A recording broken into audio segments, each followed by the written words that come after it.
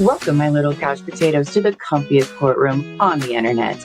I'm your host, Llama, and it's time for dramatic testimony, overruled objections, and absolutely unqualified opinions. So grab your snuggiest blanket, some delicious snacks, and get ready to watch court with your internet besties. This is Couch Court with Llama. Bring the jury. Bring the jury. Hello, couch potatoes. We are Hi. back just like that. I know. And we're going to have a new friend join us for today. I'm very excited about this.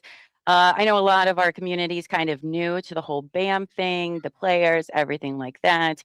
And so we've been waiting to talk with our guest today, but we had, for those that are on our channel know we had to get to a certain point in Laura Owens, and he has been so kind to come on and talk to us about his experience.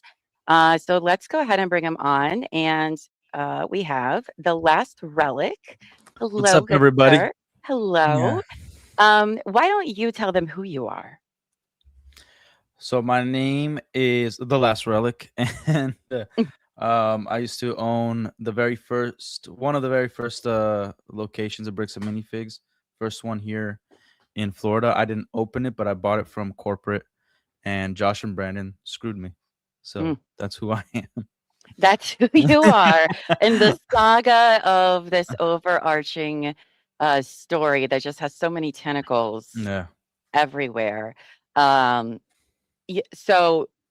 we brought you here once so you could tell your story, because this is not the first, like, regarding the Ben and Bam story, the Crystal Ben, all of that, the takeover of the store.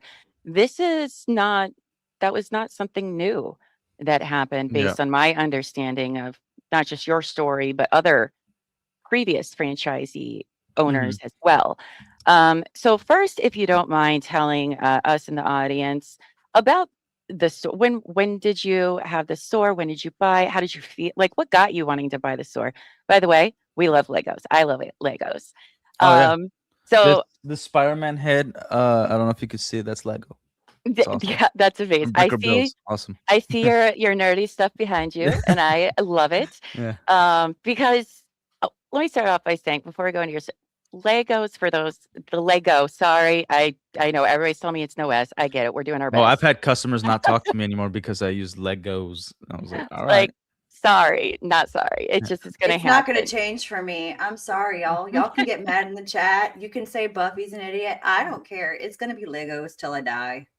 But in our first video of covering this and watching Ben's video, like, if you're not part of the Lego world, it may not make sense of why, one, everything is these prices of things are very high, but also the people that love Lego. Like my son, he has so many. His entire college fund is probably in his room in Lego. They That's don't realize awesome. that, Yeah. one, it's currency, but two, Lego itself, like the fandom of Lego, means so much to so many people.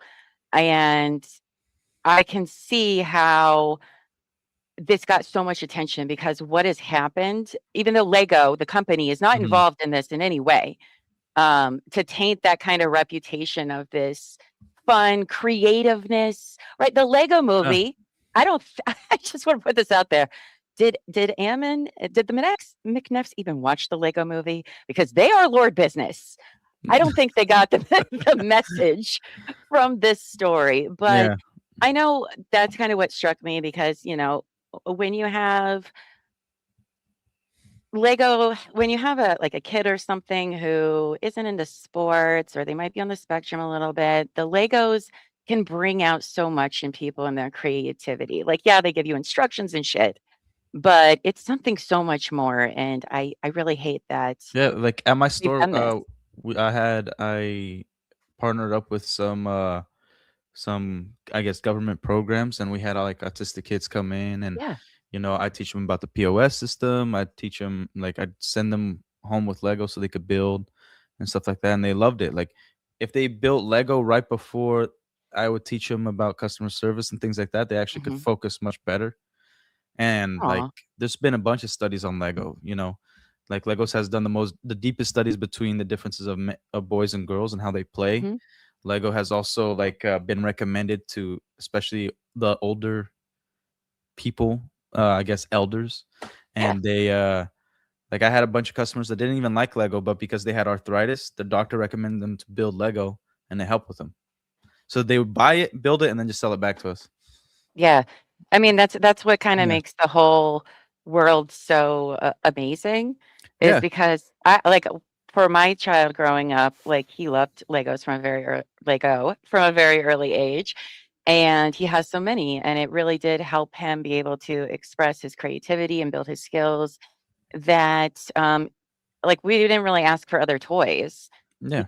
He just wanted to build and then break things and build and like it's such an amazing product. And the I like that you're saying around it. product because Lego is not a moral company. They don't really have an No, integrity or a moral compass, no, no, but no. it is a great product. Yes, corporations are corporations. Yeah. I've said this before. There's no such thing as a good corporation. There's just not. But the product, the community that uses it is really the most beautiful part, I guess, is what I'm saying here. So for this story to come out and it seems they were kind of like tarnishing that or trying to take that away and be greedy about it, I think also pissed off a lot of people. Because between some of the stories I've heard and your own, you seem like a guy. So when you first thought about buying the store, Mhm. what was your reason for wanting to do it? Besides, I mean, money. Everybody goes in business to make money, Yeah, but like like my wife even asked, passion. like when I brought it up to her, she's like, "I know you love Lego. Are you doing this to make money, or you just want to play with Lego all day?" I'm like, "No, I got the numbers. Like Hmm. I'm getting the right people involved. I got the lawyers." And then she's like, "All right, as long as we're making money, we're good." Right. But it started off like at the time. So I moved out to Florida, and then I lost my job here. Got a boss that for some reason she didn't like me, and still that's a whole other story. Till this day, I still don't freaking get it. But Yeah. she's a terrible person. Her name is Rachel. F you, Rachel. Oh, I don't give a damn. She sucks. Okay. all right. So then I did a bunch of like odd jobs, and I finally was like, you know what?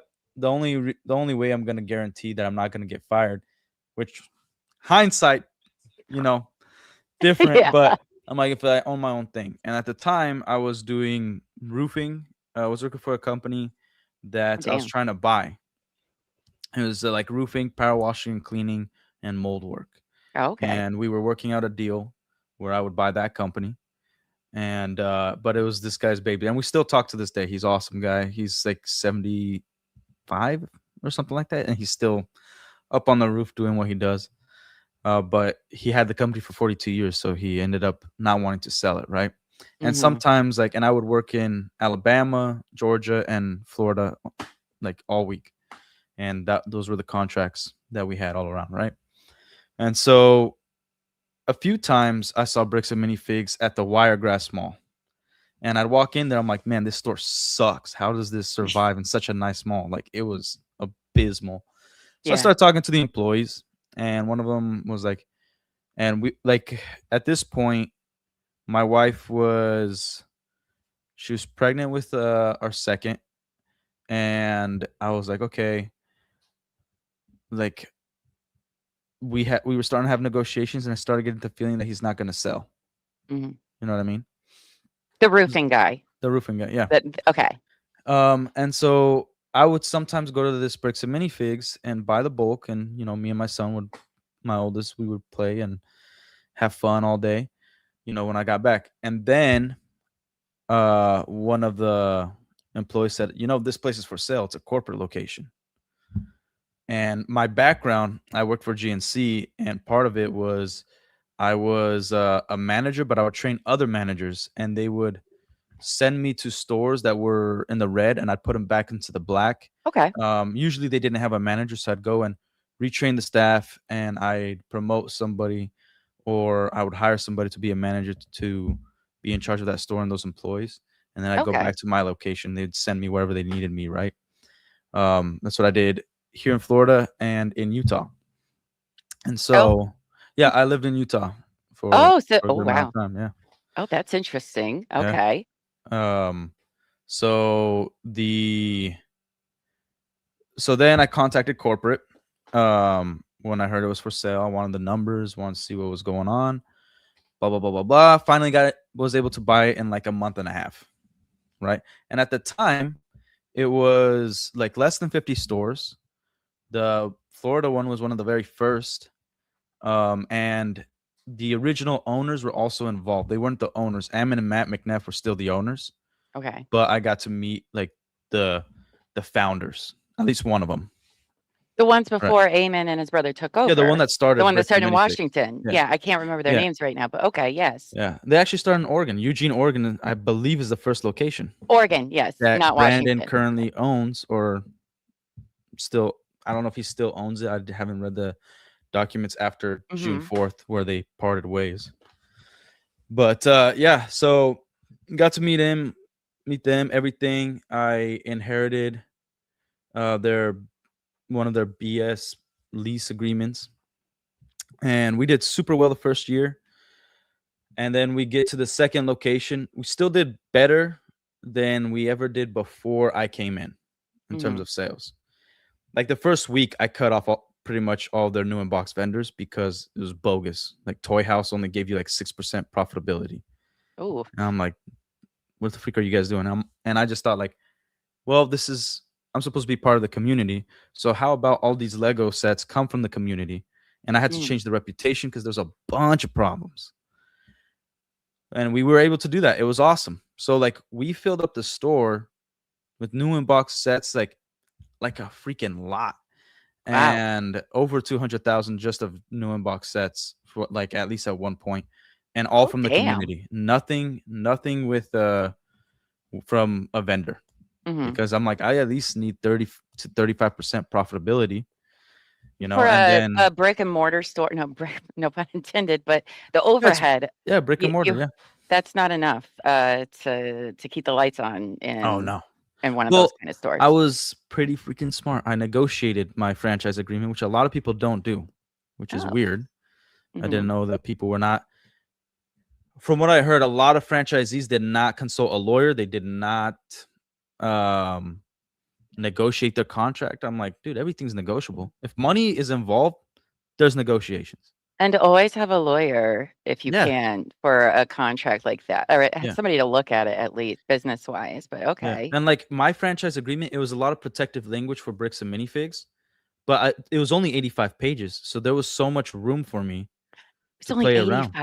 Only 85, and like which are like 300 pages. Yeah, they're 300, and it like 10 of those pages is about like operating in New York or some other state. So practically, it's like 71 pages.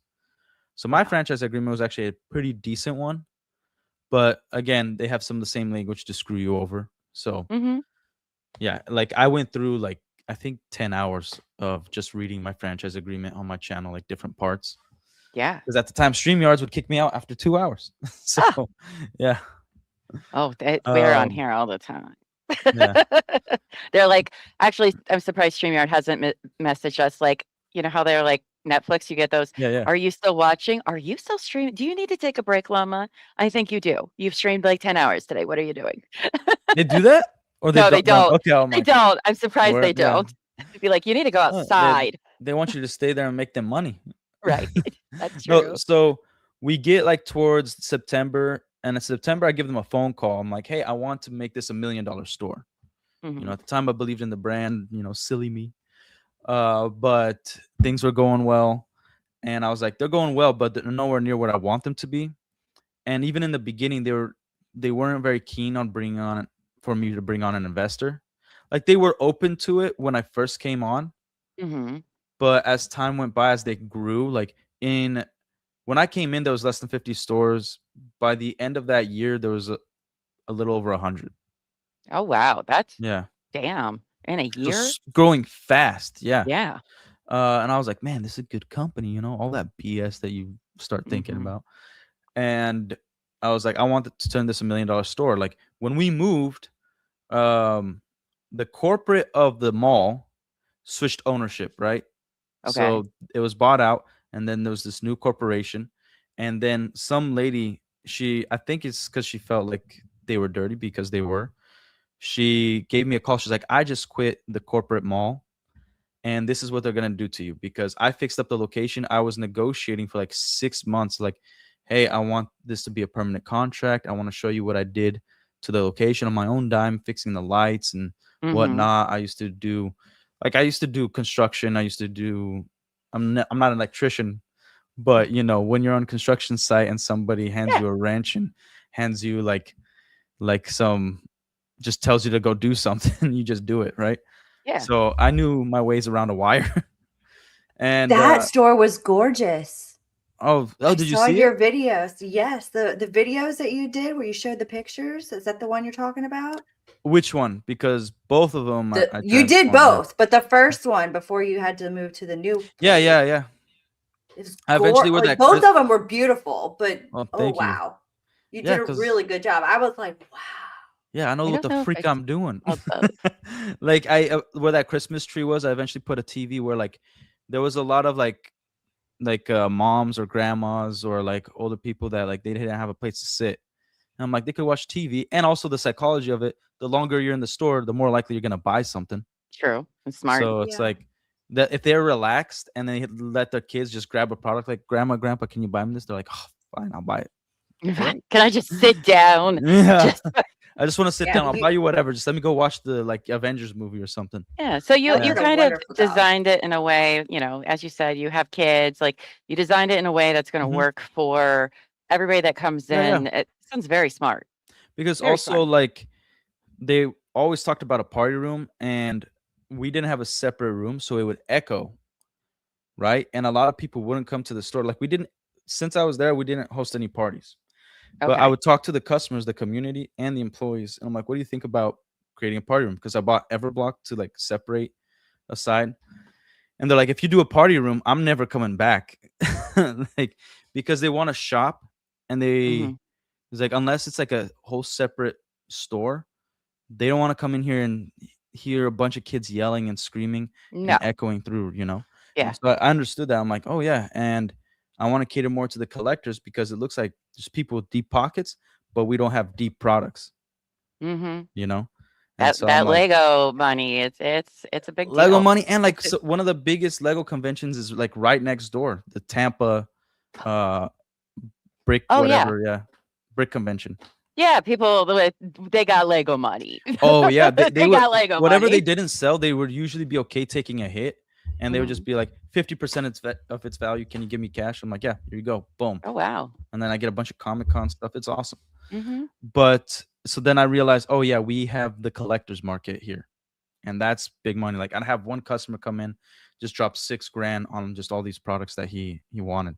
I had a customer that he bought a 6,000 I think 5,000 something 6,000 square foot house because his wife didn't want his Lego in the house, and so him and his kids filled up this other house full of Lego. So that's like their own Lego land. Oh That's wow. amazing. Yeah, That's people got amazing. money. I was like, "What you do, brother?" Like, Mhm.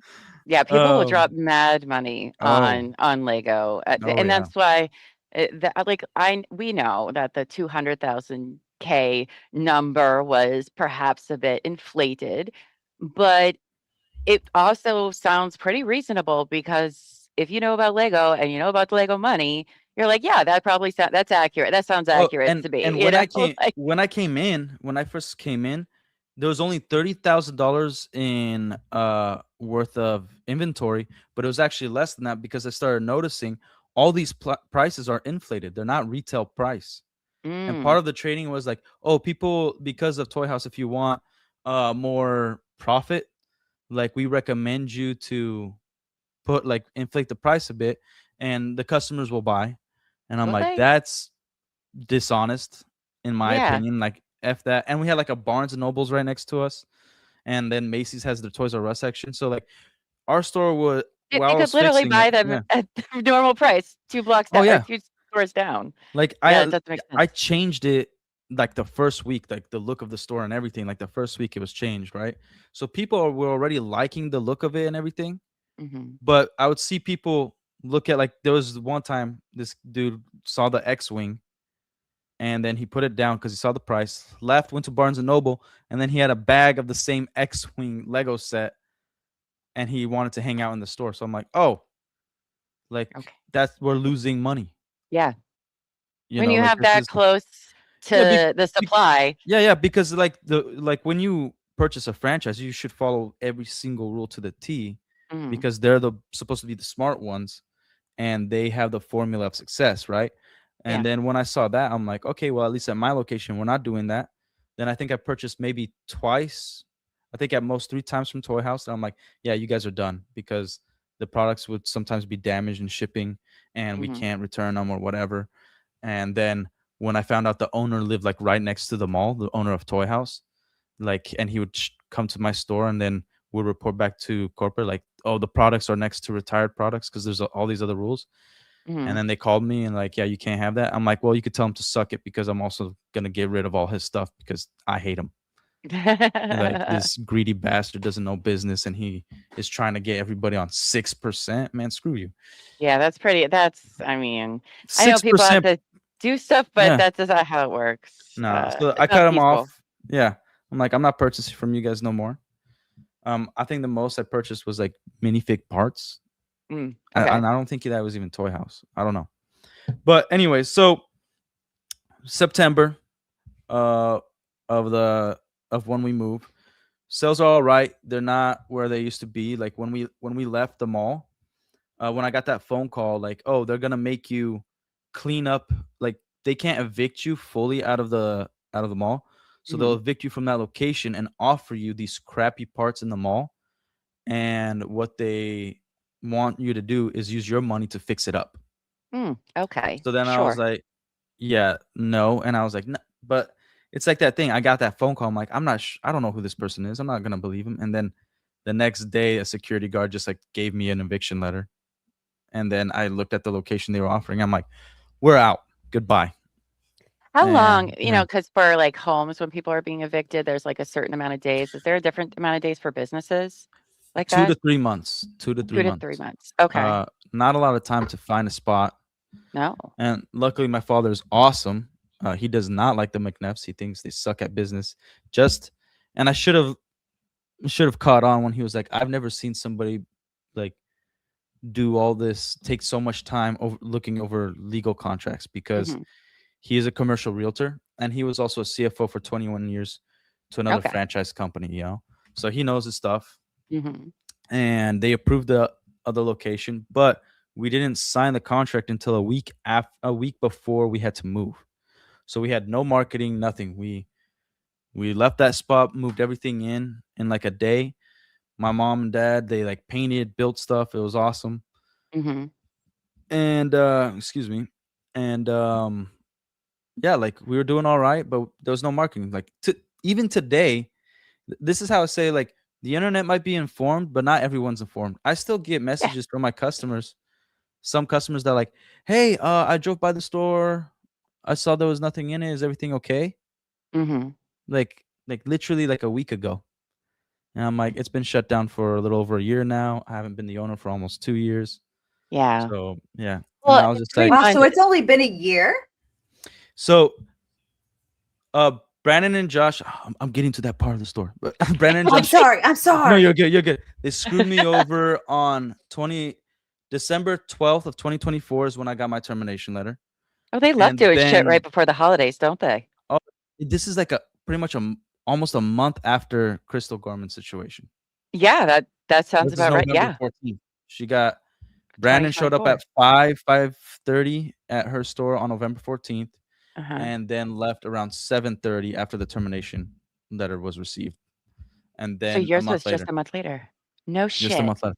But And the my same situation, people. yeah, but my situation is a little different Okay. All right. because, Tell us. and you'll see. Oh, I'm gonna tell you. I'm gonna tell you. So, yeah, and then they closed down around May 8th or something like that. I'm not sure. Like beginning of May, Okay. you know. So it's been a little over a year, and then like actually this week I'm pretty sure is where I got the phone call that they left me with the bills from Oh, the of property manager course this they week did. last year. Yeah, Wow. because my son was only a few days old when I got the phone call. My third. Yeah, that's like, you owe us $500,000, and I'm like, what are you talking about? So Right when you had your son. yeah, my third. Wow. Yeah. Oh. So okay, at this point, around September-ish, I give them a call, and I'm like, I want to bring on an investor. All we need is money for marketing, and I think I already talked to their accountant at corporate at this point to be like, hey, can I? Oh no, I think I talked about the investors first, and about the investor stuff first, and then Yeah. they were like, no, like, do you think throwing money at the problem would fix it? I'm like, that's literally the only problem. It's always the problem. Like, That's the yeah, no, like, I just need money for marketing. I'm like, we're going yeah. at an upward trajectory, but the problem is I want it to be $1 million store. I want a big Mhm. marketing campaign. That's not a crazy thought. you No, and know? marketing is part of the franchisee like agreement, right? Yeah, Is but they that they don't do provide the name crap and with that. marketing, and They don't do crap, of man. Like, course. yeah. I could tell you stories about other franchisees that were really pissed. But anyways, so they were like, well, it would probably be better for you to do a sale, get some money. And then I'm like, all right. Oh yeah, I did talk to their accountant before, because I said, can I hold off on some paying off royalties so I could use that money to put into marketing for a small marketing campaign? And then they're like, well, why don't you try, making a big sale? Because at my store, we didn't do sales. We didn't do big sales because we carried awesome product and Mhm. at really good prices, and we were fair. Yeah. So it's like that. Yeah, you guys can go cheap out on your crappy products, but our products cater to our community. But also, You know. your deal with them is to provide they are to provide a name, marketing, things like that, and here they are being like, "Maybe you should just do better." Yeah, pretty much. Like, what? What are we paying Yeah, royalties for you then? Like, I I've get asked it, yeah. on multiple occasions, like, what does the one advertising fee do for me personally? Do for my Mhm. specific location? Like, well, we give you the cups and things with our brand on it. And I'm like, suck it easy, bro. Like, how do I get people in the door? Right? Like, Like, thanks. what are we doing? That's not advertising. Oh, put your freaking name on a cup. Great. Freaking Mhm. retard. But Mm, anyway, sorry, I don't know if I should say that word on your stream. probably My bad. not. It's okay. Sorry. It's My bad. My You're bad. very passionate and emotional right now, and that's okay. Oh, That's okay. I I use get it. worse words on the phone I was calls. gonna say these people would piss me the fuck off every time I talk to them. So Yeah. it is okay and Yeah. understand. No, Yeah, but because my I bad. think Like, you just like uh, I'll from this point on, I'll be good. no, uh you are fine. You yeah. are fine. No, I own my own business for a Yeah. period of time, and people don't understand when they haven't done it that it's kind of like your baby.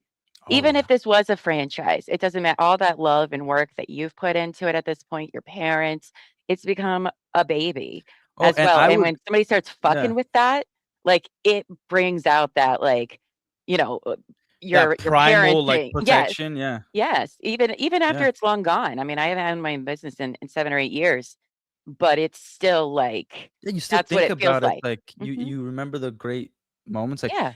I had so many employees wake me up because I slept at the store for, like, an hour Yeah. because I was cleaning, I was doing all this stuff. Like, there was, like, weeks where I didn't see my family. I just go home, shower, hang out with my kid for an hour, eat, and then go back, and Yeah. that's it. It's And I'm like there, like, living, over 20 breathing, hours, yeah. blood, like so much goes, and that's why I know people want to give Crystal and Ben a lot of shit. And to some degree, okay, their accounting wasn't great, but we're talking about real people doing their Yeah. best trying to run a business, which is not Well easy I always ever. point out, like, I've had my criticisms about them too, but regardless, like, Yeah. corporate should have trained them, and Hmm. corporate didn't say anything until then, so they were okay with however they were doing their bookkeeping. However they Absolutely. I don't like it, but however they were doing it, corporate was cool with it. Yeah. You know what I mean? And again, So owning a business, you're going to make lots of mistakes owning one. yeah. Period. It doesn't matter if you're a franchise. It doesn't matter. It's going to happen. Yeah, yeah. And if you're a smart But business owner, you're gonna be humble enough to be like, "Oh, yeah, I screwed up yeah, on this part," and then make the proper adjustments, yeah, you know? absolutely. I think if you've never been through that before, it's really hard because people Yeah. might be like, "Well, duh, why didn't you?" And it's just like, Yeah, that's no, hindsight. no. Yeah. Like you put so much into this, and for that to be taken away or been told you're not doing enough when you've already done so much is just Mhm. like, so I'm insulted for you by that Yeah. comment. that they gave you with the cups. We gave you Yeah, cups. yeah. Okay. Have fun. Like I invest like I've invested in marketing companies that probably shouldn't have. They didn't really do much for me. Hmm. And it was a lot of money, you know. Yeah. But like that's hindsight. Like I thought while we were negotiating, it looked great, and then you'll only find out later. But anyway, Yeah. so then I did a big sale, and because we never catered to sales, it was like didn't really do much. So then I called a friend of mine, and he was like, "Hey, I need like 60% to 40% profit because we don't compete with retail, or if we have Lego, it's gonna be cheaper." I'm like, "Okay, cool." And then he picked out his products. He gave me a $20,000 check, and I'm like, "Awesome, Hmm. let's do that." And as soon as I put it into marketing, we had 2 hurricanes hit in Tampa. Oh shit. And so for like a month, nobody's walking in the store. Not even my employees could get to the store. They Yeah. the roads were flooded between the store and their home, stuff like that. It was Mhm. like damn, something you can't predict. Mm-mm. So then I call them, and again, to get recommended to the second location, Matt and Ammon also signed on as personal guarantors. So that's also where I was like, man, like they really believe in me, you know, Yeah. like now almost nobody would do that. If the chat doesn't know what personal guarantor is, like it's pretty much like consignment. You know, like if I don't pay my bills, they'll pay it for me. Mhm. They're guaranteeing that bills will be paid, Yeah. you know. Um so you know, everything seemed good. And then I talked to them, and I brought the idea of like, okay, look, this is what happened. We got the 2 hurricanes. One hurricane I could probably have handled, but like it happened, and then like a few days later, another big one hit, which was even worse. Mhm. And we're like, Buffy lives in Hurricane Land as well. oh really? So, That yeah. I live in sucks. Louisiana, right by New Oh Orleans. shoot, yeah. Yeah. So it can fuck up shit for weeks. Oh It yeah. depending how it hits you. Oh Yeah, yeah. absolutely. Like Devastating for a business. yeah, my parents also went to like go help out like people that lost their homes and stuff like that, and like do like the rescue cleanups. Mm. Um so so I called them, and I was like, okay, this is my like unless you guys are personal guarantors, do you want to pony up some money? Because like you don't want me to bring on an investor. Yeah. And they're like, well, if we have to pay it, then it's ours. And I'm like, okay, well, like here's my deal to you. You guys buy it back, and we'll only go on the part of the contract where it's you're buying the inventory, Mhm. right? Because I negotiated that part. Mine was different. Like a lot of so they have first right of refusal, right? Okay. And a lot of people's contract says like, oh, it's like 10% off their wholesale price. That's would be the value of what they would give a franchisee. I negotiated for 10% off its retail value. Okay. So I obviously would have gotten good More. chunk of money. Mhm. And I'm like, okay, like we're not gonna talk about goodwill, because then when you sell it back to me, because I'm like, you put the money in marketing, in 6 months time, I'll buy it back for a bigger price. Mhm. And so then we don't even have to, and I'll only buy the inventory. So the fixtures and stuff will all be mine, the goodwill, all that stuff. And I'll be a manager. I'll stay on. I'll sign whatever contract you need me to sign to be a management employee. Yeah. But I believe in the brand and all this stuff. And they're like, oh, yeah, cool. We'll give you a call back. We'll talk. And then I don't know if it was that same day or the same phone call, or they gave me a call back. But eventually they're like, we have these 2 guys. We partner with them, and they're called store rescuers. Hmm. Introducing Josh and Brandon. These Which you kind of have yeah. experience doing that, as you said, when you would Yeah, go like into the other store, right? So you're like, yeah, okay, but I like I kind of never know, did it but to a like, franchisee.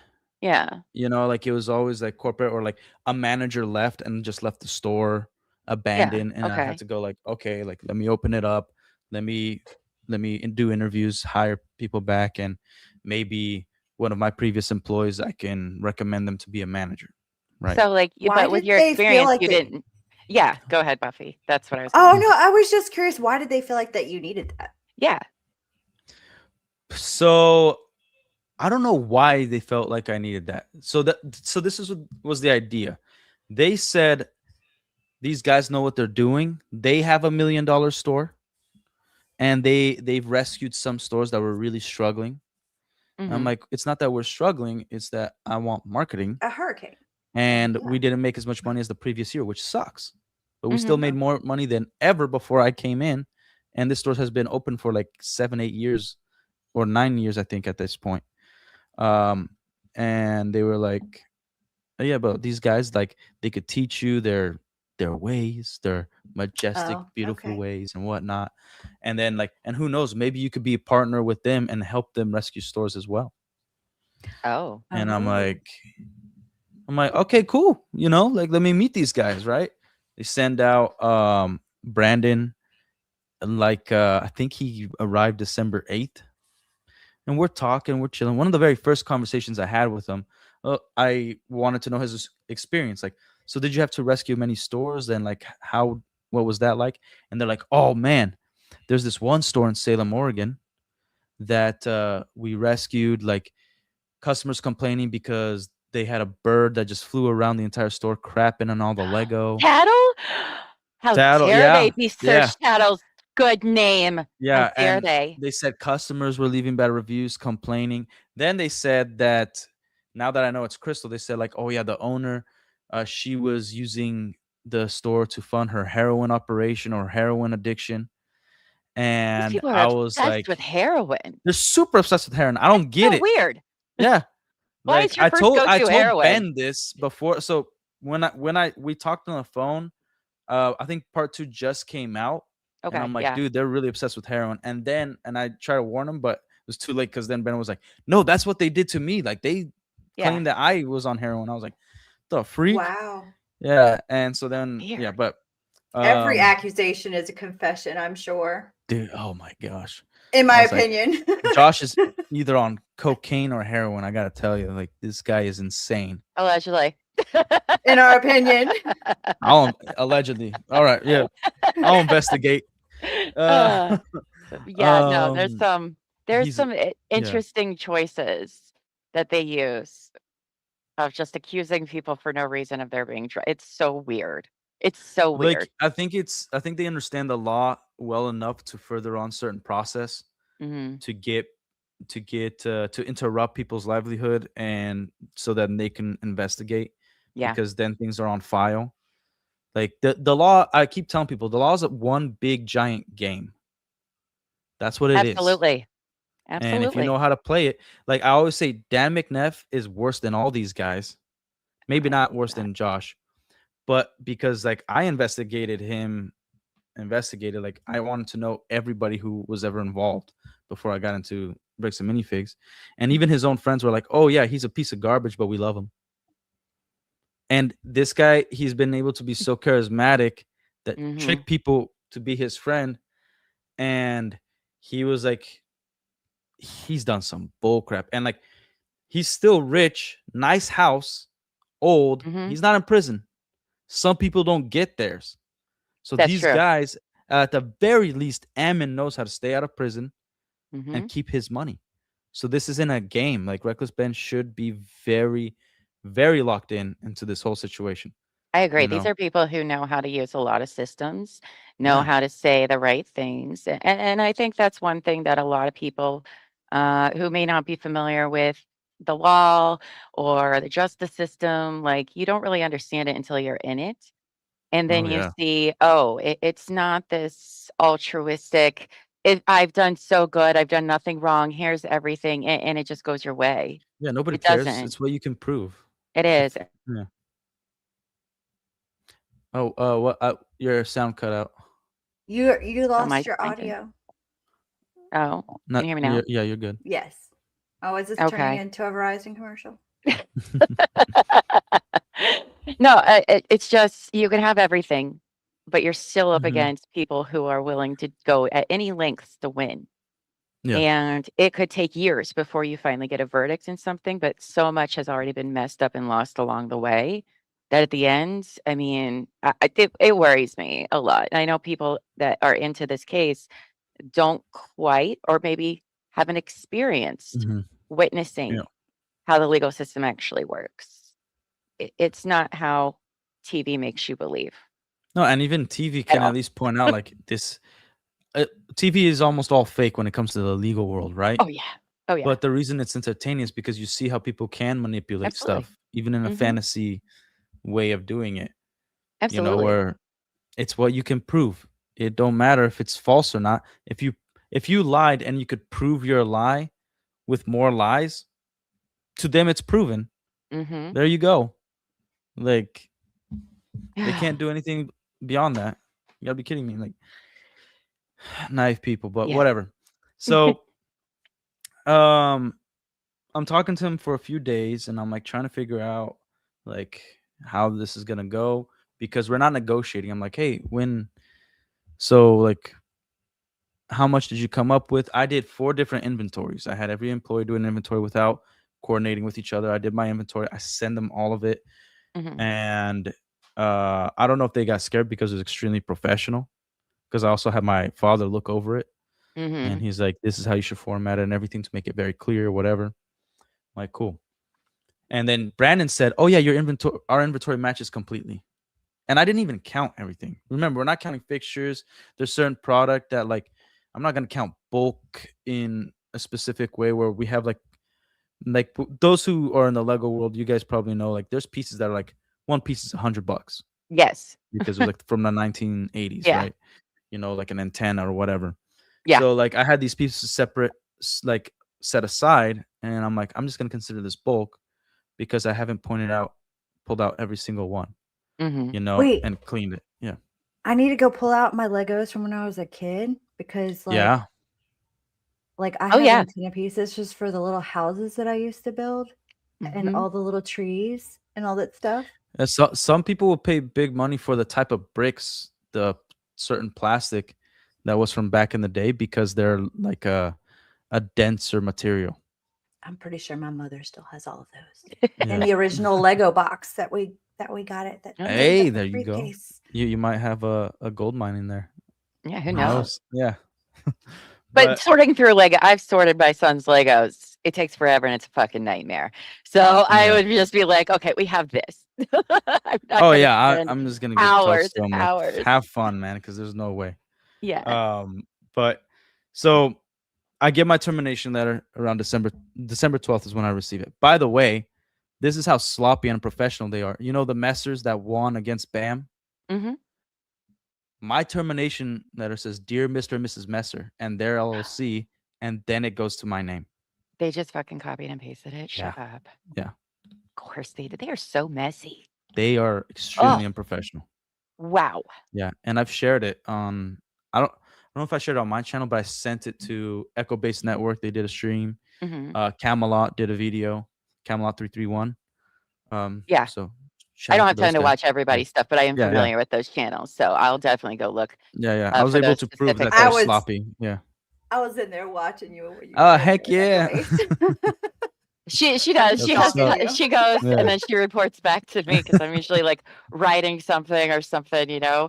But wow, of Yeah. course they did. Of course they did. Oh my god. Yeah. So I get the letter, and then Brandon's like, I get that this letter could be heavy, all of that. Like, why don't you go home and take the day off? I'm like, nope, I need to work because you morons are only paying me $19 an hour. Because I Mhm. didn't like, and they said they fought for that. And I was like, $19 is nothing. I got a baby on the way and 2 kids and a wife, and Yeah, a mortgage to pay. Because I thought like, oh, I was gonna get this great, it like good used amount to of money, be. so it's gonna be cool. No And problem. $19 an hour used to be. Buffy isn't a lurker extraordinaire. Yeah, She's always everywhere. But no, I mean $19 an hour, yeah, like maybe 20 years ago. yeah, But maybe in the 20 last years 5 ago. years, Yeah. that's basically minimum wage now. Yeah, and minimum wage turned to $15 an hour that year that they Mhm. took it over. I think end of 2023 and beginning of 2024. Yeah. So, Wait, where is that? $15 an hour? Is that in Florida? Florida. Oh gosh, well Louisiana needs to catch up. We're still like 725. Well, Are we in it sucks Ohio? for Yeah. small businesses. Like Okay. it's good for the big corporations. Small business people are gonna get screwed. Mhm. You know. Yeah. Absolutely. But I've always been a fan of. I'd rather pay heavy one good employee than have like 10 Yeah. because all my employees were pretty much full time. Some cut their hours, and I'd pay like $20 an hour to one Mhm. and around $17, $18 an hour to another one because I'd rather have good people instead of just a big whole group. But anyways, Yeah, so absolutely. so then I'm like, all right, no, I stay on, I work. Maybe I took like an hour break. I think I came back, and maybe I don't remember going away the whole day. Maybe I did. But I come back and I'm like, all right, it's December time. It's mid-December. I'm trying to get a hold of corporate and they're not answering. But the first people I called was my lawyers. I was Yeah. like, hey, Good. so Somebody knows. yeah, Call the lawyers I first. got this termination letter. Mhm. What's up? They're like, play nice. Because remember, my thing was like, I'm gonna stay on an employee and they're gonna see if I'm good enough to hang out with, and then they're gonna partner with me or offer me something. Or at Yeah. least in 6 months, they're gonna offer it back where I could buy it. Cool. Awesome. Like, this is messed up, but who knows? Maybe they'll just give me the store back once they put marketing into it, and I have to Mhm. pay like some premium. Like, everything's negotiable. We could talk that over. Yeah, I mean, And you so could have walked yeah, away from it and not, but clearly you believed in the idea yeah. Well, also and the possibilities. all the employees were like, "Dude, if you leave, I'm done here." Like, what Yeah. the? Yeah, I'm like, stay. Even if I do leave, you guys need to pay your bills, all that. Um, but they're like, they said I'm only staying here as long as you stay here. I'm like, thank Yeah. you. I appreciate it. But so they're like, play ball, be nice, gather information. Because again, phone calls were recorded, emails and all that stuff. But I didn't ever feel like I needed to. Yeah. You know what I mean? So they have all the evidence. When they gave me the termination letter, they took over the email, Slack, all of it, all of our communication. So I have very few evidence against them, but they got it all. Mhm. Like, and our phone calls doesn't look good for them. Yeah. So I'm not getting a hold of him. Like, okay, cool. Like, I still am somewhat in belief that we're gonna have negotiations because Brandon keeps saying me like, well, like that's something you have to talk to them about. Seeing if there's monetary exchange or whatever. Mhm. Cool. And then they're saying like, oh, you're gonna be the manager, all that stuff. Awesome. And then I start talking to Josh. Josh is the decision maker. Like, Okay. Brandon is like an abused wife in this Mm. relationship. I Like, wondered what their dynamic was. oh, Brandon's definitely the bottom. Josh is top. Because Brandon hasn't said much about anything, where Josh is the one you see a lot in the police Oh, body cams and, filing the TRO, all of that he's a very stuff. calm person. Like, he's wolf in sheep's clothing. He is Yeah. very quiet, even when you talk to him. He speaks very softly. All of it. Brandon. Yeah, it Like seems like it, he's more of the brawn of the yeah. and Brandon is Josh more is of the the brain. brain. Oh, the other way. Yeah. Okay. Josh Okay. is just he knows how to manipulate. He's just an idiot. Okay. So, if you saw Echo Base Network interview with Crystal and Benjamin Gorman, Mhm. all the way until they left the store, they just thought Brandon was some helpless guy who's interested in buying a franchise, and they made him the guy who took the key. So that the entire time they were leaving, they thought like Brandon's a nice guy. Like, I'm sorry Yeah. he had to be here to close the store while we have to leave. He's just doing That's his job. Like, yeah. They they just thought he didn't was like an innocent guy. Not even like he's doing his job. They just thought he was like a innocent dude who's looking to buy a franchise. yeah. Not part of the corporate Yeah, thing. Oh, yeah. Technically, Brandon was never part of corporate. It's Josh, okay. and Josh was partners with Brandon in other companies, like a rental car company they owned and stuff like that. Okay. So I think that's my little theory, allegedly, whatever I have to say to not get in trouble. Uh, that's how they got away with not having a third party. First of all, they don't give you this till this day. I haven't received my inventory list, just like Crystal, just like some of the other lawsuits you guys saw. Yeah. Because then if there's a dispute, we have to get a third party if we don't agree, Mhm. right? So there's no third party. There's no inventory list. Again, I don't understand why that's not an automatic Yeah. thing that Yeah. third parties aren't there doing the inventory during a takeover. Anytime something changes hands, there should be somebody there that's not a part of it. Yeah, that's not a third party. Yeah. Like it's nuts because like I still have my entire inventory list. Like I kept that stuff, especially, and the story gets so much worse. Of course it does. Yeah. Of course it does. Oh Yeah. my gosh. I'm already I feel so bad already. It's all right. Don't worry about it.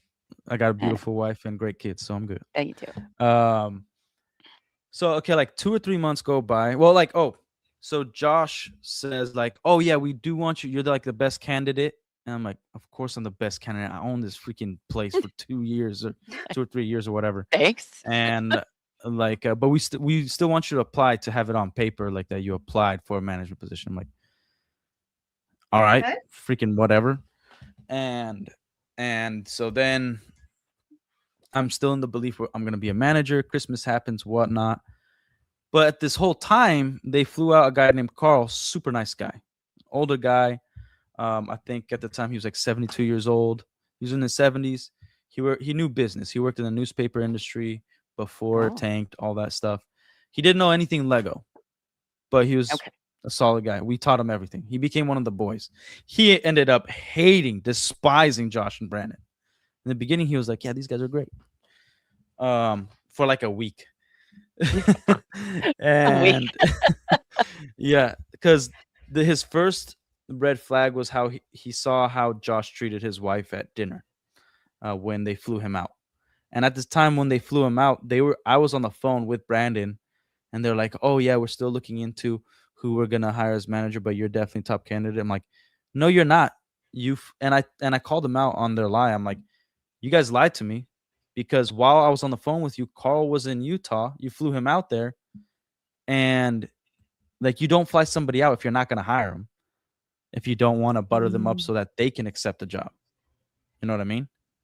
Yeah. I mean, it makes sense to me. Yeah. So Ugh. um so so Brandon just told him, "Go introduce yourself and just tell him you're the manager." And Carl, being the professional, he's like, "That is insane. I'm not gonna do that to them. You have to come with me, and then you introduce me as the manager because you're the owner." By the way, they later claimed they never owned my location. What? Oh, I told you the story gets freaking worse. Like it keeps going. So they like at this point we were already skeptical because it's like they're not posting, not even on social media, let alone marketing. Like I gave them the Instagram accounts, Facebook, all that. Like why aren't they posting anything?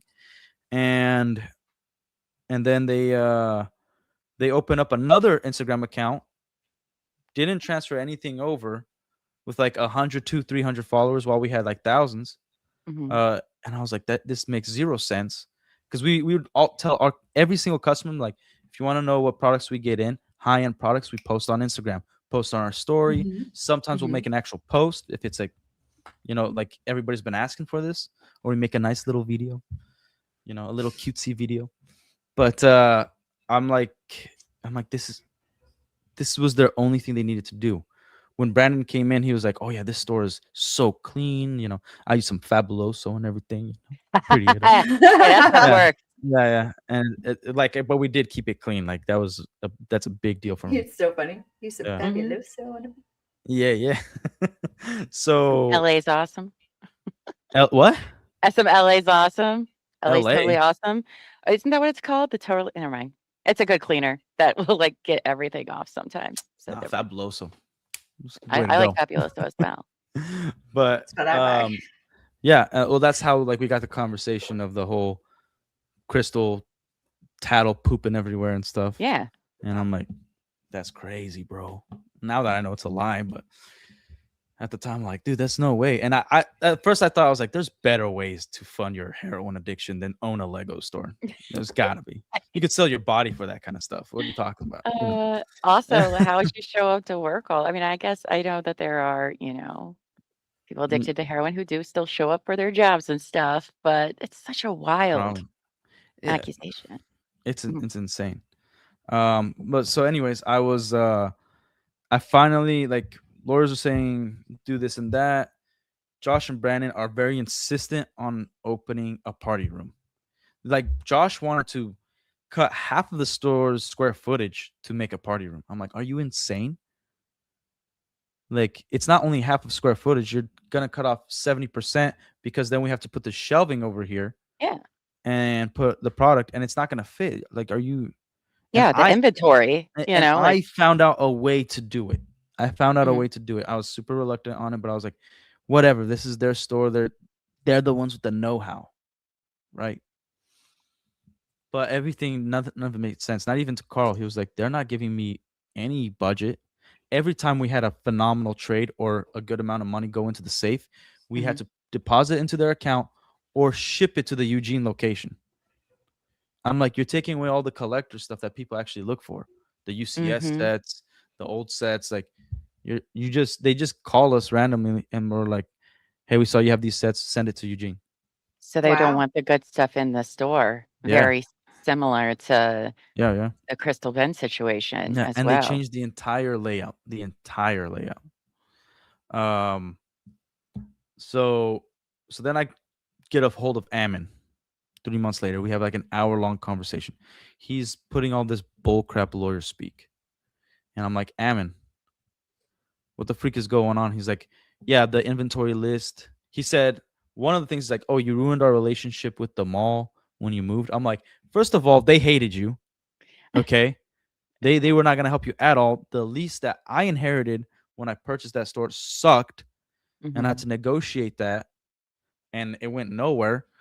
And then this new spot was freaking awesome. You guys are ruining it. You're not investing any money in marketing. And where's my money?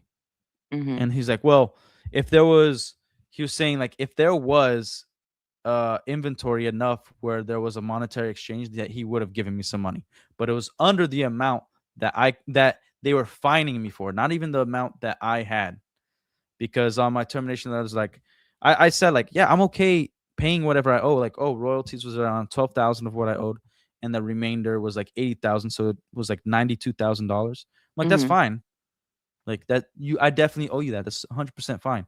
But then they Yeah. try to tackle $70,000 in fines, and they said my inventory was below the 163,000 number, and I was like, yeah, no, that's not true, because even Brandon What? confirmed it to me. I'm like, what? Can you guys?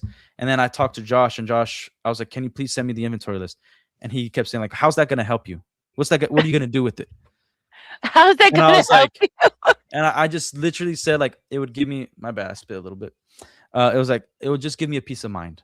I just want to know everything's all right. That's all I'm going to do with it. Yeah, obviously I was going to be like, F you guys. Right. But But also then, you're entitled to it. So yeah. how dare you? Yeah, like, how can I help you? Like, he's a piece of garbage. Oh my gosh. So then I'm like starting to run out of money, and then my lawyers hit me up and they were like, yo, you missed this payment. I'm like, guys, I've run out of money. Like, what can we do? And they're like, well, you're no longer a client if you can't pay. Mhm. And it's like, if people don't know, that's the real world. Lawyers The real world. only speak green. They only Yes. speak money. So I'm like, Mhm. damn, but I'm like, I'm still gonna follow their game plan, you know? And then if I can find a way to make some money, get a second, third job, get back Yeah. into it, cool. But then I'm kind of like, you know what? I have this relationship with them, and I don't know what they're going through. Like, they lost their way or whatever. But let me try to keep talking to the owners, Mhm. because we played video games together. We would talk, and just shoot the crap. Nothing about business. And I was like, we have a relationship. Sure. So everybody's pissed at Josh and Brandon at this point. Josh comes into the store. Oh, where'd she go? Oh, Where did she go? they go She away. all right?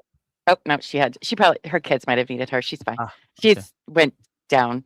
You can't see her, but she Yeah. probably had her kids she had to do. So All right, it's all right. So I get to meet Josh. First of all, he just bulldozes through the store. Doesn't say Mm. hi to nobody, just straight to the back. Like, I don't know you, man. You should say hi. Like, that's crazy. yeah, especially you And guys do talk and stuff. Like yeah, weird. yeah. This thumb of a man. He's like, first of all, he's talking behind everybody's back. Like, Carl told me personally, he's like, I hate this guy. I hate him Mhm. as a human being. Yeah. Yeah, I hate Some him. people rub you the wrong way, man.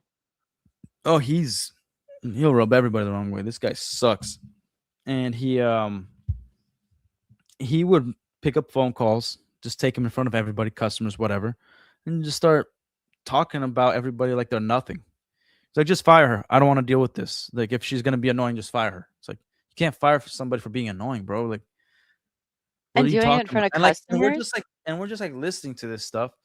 And I don't know what his title was in corporate, but he is taking phone calls from potential franchisees, and they were saying, like, they were asking questions like, by the way, I'm hearing all of this, like, out in the open.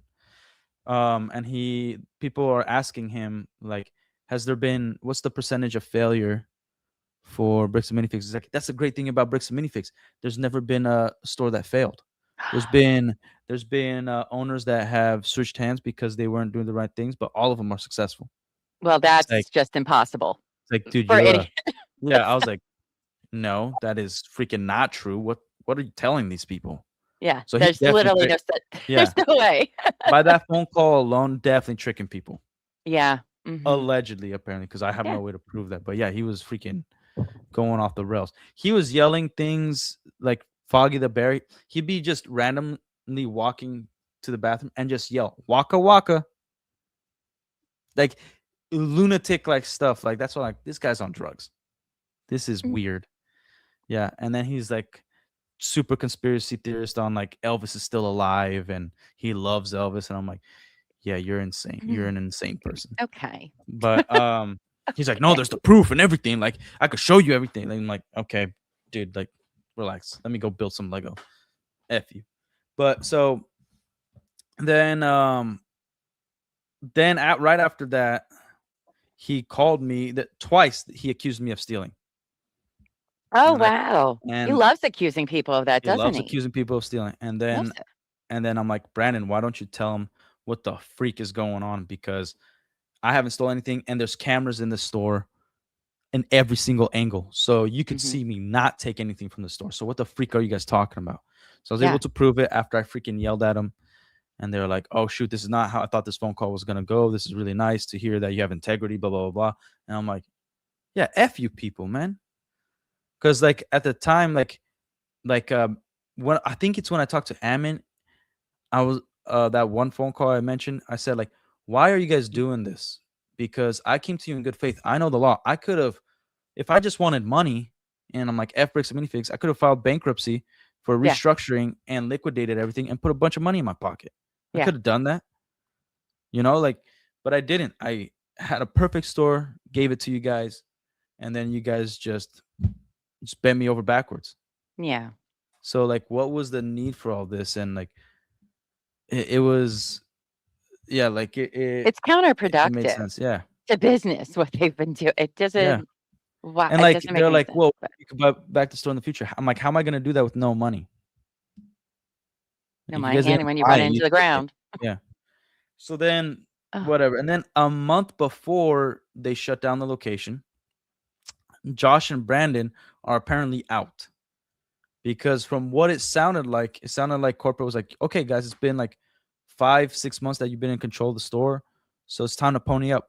And they're like, no, we actually don't want it. After they destroyed it. We had, like, I've never seen the deterioration of a brick and mortar so quick from not even social media, no advertising, nothing, where we had days where nobody came in.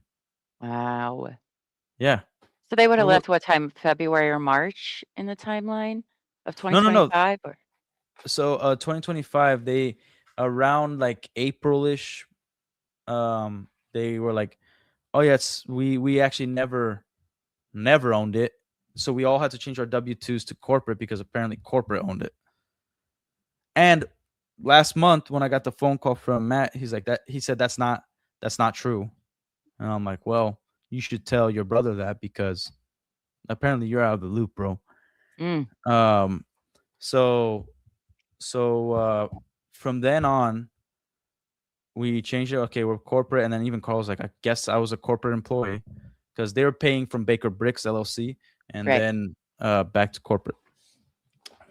So we were doing our thing. We're telling him we need, for the store to run properly, we need marketing, we need whatever it takes. Like, nobody's coming in the store, like nobody knows that we're here. Like, this Mhm. isn't Field of Dreams where you build it and they will come. You need to put some money in here, Yeah. you know? And they already took everything. But because we have a good community, people would still sell, but we just need the buying part at this point. Mhm. And I'm like, okay, I'm going to stay here because, like, this is what the lawyers recommended. I need to build up a case, make sure I get every detail. Right. And then around May, like the beginning of May, somewhere in between the first 2 weeks of May, I wake up 7 a.m. from a phone call. Carl's calling me. He's like, don't go to the store. And I'm like, why? He's like, I was just informed that apparently guys from corporate flew out and they're shoving everything in a U-Haul. They're shutting No. it down. So yeah. And so then I'm trying to call corporate and I'm like, can't get a hold of them. So I drive over to the location, shoving things in a U-Haul. They're taking inventory, whatever. And I was like, this is insane. So I called the other employees, see if they're okay. And because they didn't give them any warning, so they could go find Yeah. other jobs, Mhm. which I found some of my employees like a job for them like a month later or something. Yeah. Because I like also they were good employees. So I'm like, you know, and we built a friendship and everything. Yeah. So That's a tough blow when it just happens out of nowhere. oh yeah, like Even where for you wake them, up, you're like, gonna go to work, and then like, oh yeah, you don't have a job now, man. Congrats. yeah, no warning, no respective warning. Yeah, Oh, yeah. wow. Oh Wow. yeah, and by the way, in the termination letter, they agreed that they were gonna pay December's. They said it vocally. They said they're gonna pay December's rent.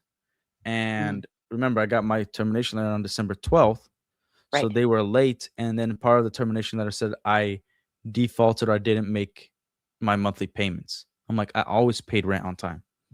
And Mhm. you guys said you were going to pay it, and then you guys waited for it to be late under my name before transfer of ownership so that you can use that against me to terminate me because I didn't do anything wrong. Yeah. Yeah. And this is for the second location, right? Yeah. Yeah. Okay. Well, like it's technically one location because we moved the location. We didn't Okay, open a yeah. second one. Yeah. Okay. So I'm like, damn, all right, closed. I get a job at the restaurant. New restaurant just opened up. I worked there 10 years previous for that particular company. So I already knew everything. Cool. I'm working there. You know, baby's born. I'm happy. Mhm. Right. And then I get a phone call from the property manager. And he's like, hey, you missed last month's payment. And, you know, you're late on this month. What's going on? I'm like, what's going on with you? Like, what do you mean? Yeah. And they're like, your name is the leaseholder. By the way, I multiple times I asked them to take my name off the lease Mhm. because they took all the information to communicate. And so, like, And you're I, just a yeah, manager now. yeah, and So, I called. I think I called the property manager a few times. I'm like, or I think I called them once. They said, oh yeah, we just need a signature from them as well, that they are the new owners, because they just kept it under Matt and Ammon's name, not Josh and Brandon, where they're the personal guarantors. So then I found out that they didn't even know it was shut down. The property manager, the owner of the plaza, did not know that they closed it down. wow. Okay. So like when I say they didn't inform anybody, they didn't inform anybody. They took everything and ran. Yeah. Wow. So when I got that phone call, we started talking, and he said like, well, when I gave him the date, he's like, they left your name on the lease and their name is off the lease as personal guarantor. So they sabotaged the store, waited for their names to expire to be off the lease, and then left me holding the bill, the remainder of the lease. It's like, well, if that's true, if it's closed down and everything, that means you owe us 500 grand, you know, $500,000. Yeah. And then I was getting phone calls from other businesses that apparently, I think they didn't have a ground to stand on because I eventually got out of it too. Okay. It sounds like Josh and Brandon were making some deals with some other companies that were attaching it to my name in the store, and then they told me that I owed them, and I'm like, yeah, freak no, I never even talked to you. You don't know me, bro. So Wow. so then I'm talking back and forth. Like I'm like, my wife just had a baby, my mother-in-law's in town. I'm gonna hold this stress to me because Mhm. I'm not gonna take this to my wife and have her freak out. Like that's crazy. Yeah. You know, like just had a baby, and like I'm like, so I'm stressing. I'm super stressed. The only thing that actually helped me was in February was like I had a jiu-jitsu tournament and like I kept training and that Oh, kind of you like do that. Oh, that's nice. yeah, that kind of got me Oof. out of the relieve a little bit of my stress, but I lost like 50 Yeah. pounds in a month. Wow. Yeah, Oh, I was shit. I bet. stressed out. I bet. Yeah. Oh, wow. So then what happened was we're talking for like a week, back and forth phone calls. And we're negotiating because I'm trying to figure out a way to pay this guy because I'm like, he was innocent in all this. Yeah. I am gonna have to go after these guys legally, and so let me try to make my money, right? And then one day we talk on the phone and he's like, okay, I just talked to the owner because I told him the entire story. Same story I'm telling you now with way more detail. Sure. Because unless you want to be here for 8 hours, Oh, which I honey, don't I have. stream a long Yeah. time. But no, that's okay. I gotta go to work at some point. Yeah. So he was like, look, I can't take your side or theirs because I'm not in this. Yeah. All right. But this is what I could tell you. You've never caused me any problems. And I thought in my head, I was like, that's not true because we've had arguments before. Yeah. Like at this point, I thought he was just like a dirtbag businessman. I'm like, but like not dirtbag, but like a harsh businessman, right? Hmm. Like you got to fight to get a penny out of him. Yeah. So, so I was like, okay. I was like, but ever since they took over, they've always given me problems. They've been late almost every month, whatever. So do this. I'm not in the business of ruining people's lives. Why don't you just go clean up the store? I could always find a tenant and we call it even. Oh, shit. And like that day, I'm not ashamed to admit this. I cried. Yeah. That's Cried, fell on my knees, prayed unbelievably in generous. gratitude. Yeah. I was like, because that was the other thing. Like he knows that I would have to file bankruptcy Hmm. because I can't get the money he needs in a timely manner. Yeah. Like at this point, I was already working 87 hours, averaging 87 hours a week at work. I believe You know? that. I mean, that's probably what I put into all of this every week, and I don't even make that much money. But Yeah. when you're passionate about something and you really, really want that thing, you will do all of that. But Yeah. wow, that's really Yeah. kind. And It's very kind. yeah, that's very kind. So nice, Grace. Now the story gets even worse. Oh shit! Of course it Okay. does. So then we like all my employees come back out to help me out to clean the place. Hope you've been listening, Buffy, because there was a lot. I was saying. have. Yeah. And So- my mouth the whole time. Yeah. It's and it's about to get worse. So strap That's up, lock what I in. heard. We going. So we get to the store. All my employees come back to help out. Even some customers. They left Wow. Lego there. They left people's credit card information out. I have pictures of everything. They had like trade sheets out because you do trade sheets by paper, and then they finally transferred to system only. By the time I was leaving, Mhm. and they left food out, so there was like mold starting to form Oh and my whatnot. And like I didn't have money to pay nobody, so for thanks, I just gave people product. I'm like, here's this tote of Lego, here's this and I stayed there for like Mhm. 20 hours cleaning. All right. So at this point, I'm scared because I'm like, what else are they gonna do? Because they just try to ruin my life out of a whim. Yeah. Like this didn't need to happen. Cool. So then I contact lawyers again. And I'm trying to formulate a deal because again, I don't have money. Just got a newborn baby.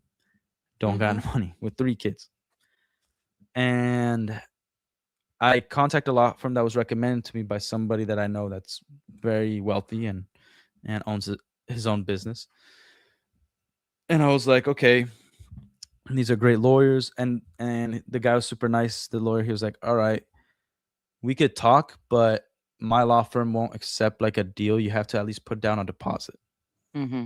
Cool. But we could talk till you come up with a deposit. I'm like, all right. So I'm working. We're talking as often as I can to give him the information. And then around November, so this is almost like a year of working with various lawyers, telling my story, getting all the information. November 2025. Yeah, November 2025. Okay. And I believe So I got the that's email. recent. Yeah, I believe I got the email November 24th that they're like, unfortunately, we can no longer represent you. And I was very close on having the money because now it's a conflict of interest, meaning that They went to either, them. yeah, either they were aware that I was going with this law firm, or coincidentally, they hired some lawyer in that law firm to do some bull crap because it wasn't Denton. Hmm. And now they are a client, and so they can't represent me. That's wild. That's crazy So, because usually yeah. when you meet with an attorney, once you have that meeting with your attorney, the conflict becomes with anybody who comes after you. Yeah, so I don't know all the details. I know in Texas, it's very much like as soon as you have a conversation, regardless if money was exchanged, Mhm. you can't do that. But Oh, even here, you I don't even have think, to have yeah, money exchanged. Like you yeah, could call Yeah, every even single if you lawyer for a don't. consultation, and then it's how you can fuck people over. But Yeah, well, it's not cool. we're but not you giving can. you advice, yeah. but Don't yes, call it is every single lawyer possible to because not get once, sued. especially if you're going through a divorce. Yeah. Mm. Well, say that. yeah. So I don't know Ah, if it was a state law or they just, I don't know what are all the details, but yeah, they Mhm. couldn't represent me. It's crazy. wow. So then I love the Leco community, but it's in the influencer space, almost all of them cowards. Okay, like there's a lot of good Lego channels that I like Lego Empire doing great work. Hmm. Because like I figured I follow a lot of people in the nerd sphere, but I'm gonna try to keep this in the Lego pocket because this is the Lego community. So Yeah, I started reaching out to. I'm not gonna say which ones because I'm not trying to ruin anybody. sure. But I try to reach out to as many Lego YouTubers that I could think of, especially the bigger ones, and nobody's willing to take my story. And I'm like, you should not partner with Bricks and Minifigs. You know, they're not honest like this. I'm telling you, and like if you guys want to hear the story, I'm willing to give you the story. You don't have to put my name on it if you don't want to. Like I don't care. Like they took everything from me. This is well It's like before Ben's this is videos come out. yeah. This is way Well before before. Ben's videos. Yeah, way before. Hmm. And then either some didn't ever respond, some said no, they're trying to work with Bricks and Minifigs because they love them, and then one was like, if you pay me like $2,000, I'll do a video with you. And I'm like, What? yeah, you could screw you, man. Like, Or not. yeah. I'm like, I literally told you in the email, like, they took my money. Yeah. Where do you think I have $2,000 from? But whatever. So then, because a good reminder is that it took Reckless Ben. Nobody in the Lego community helped out in the YouTube space, in the whatever Mhm. journalism sphere, was able to help out Brian and Crystal and everybody. It took somebody outside of the Lego YouTube sphere, because even the previous guys, the podcast, they were collector show. Okay. They weren't in the YouTube space either. That first tried to help Brian out. You know, Yeah. they also weren't part of the Lego community. The one that was in the Yeah. first video. think so. I don't know if they were in the first talking video, about but Those weren't. That's not who you're talking about. The first group that tried to help Ben the out, first you group that said? tried to help, yeah, the first group that tried Yeah, to help. because I think, well, was it? I don't think it was in Brian Reckless talking about, 'cause Ben's Brian, video. Yeah, because Brian they did talked their to own videos. one Yeah, group. Oh, Okay. there went my camera. there's Sorry. so much What happened to information your out there. camera? That's I knocked it. Sorry. We're There's so much- professionals. yeah, exactly. Yeah. There's No. so much information out there not. that you forget whose Yeah. channel said what. Yes. And- Yeah, it is. I feel overwhelmed with the amount of information that's been flooding out. Yeah. So, and trying to keep up with everything. Yeah. It's it's been crazy. So then when Reckless, so I'm screwed at this point, right? And I kind of moved on. I'm like, nobody wants to hear my story. It's just something I have to live with for the rest of my life, trusting the wrong people, whatever. So then fast forward to part 1 being released. And part 1 was released, and then part 2 I think was already on Patreon like very quickly. Yeah. Very quickly. And I watched it, and then I emailed Reckless Ben. I'm like, you want to hear something crazy? And then I started getting question what? when you watched it and you heard what was happening to Crystal and Ben, were you like, you don't want to see other people go through what you went through, but at the same time you're like, fucking like, yes. as soon as I saw Brandon on screen, I was like, son of a, like, as Yeah. soon as I saw him on screen, I'm like, oh my gosh, like F this guy. So Yeah. yeah, like I don't want to see any innocent people get hurt. Yeah. Right. And then I started putting two and two together as I was listening. I was like, wait a minute. She has a bird. She, like, this is the story they were telling me. She does not look like she's on heroin at all. Yeah. This store looks pretty clean. And I was like, okay, so like, this reckless band guy, he's legit.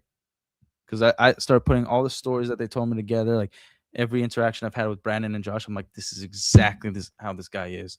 He's a pathetic piece of garbage, whatnot. Ammon's a moron. Yeah. So then me and Ben are FaceTiming, and people, like, I have employees like, dude, did you see this video? I'm like, guess who I'm talking to right now, fool? Like, and I think the phone call was supposed to be like 10, 20 minutes, but we talked for a good amount of time. Mm-hmm. And I'm like, and he's like, is it okay if I use this on a video? I'm like, dude, use all of it. I don't give a damn.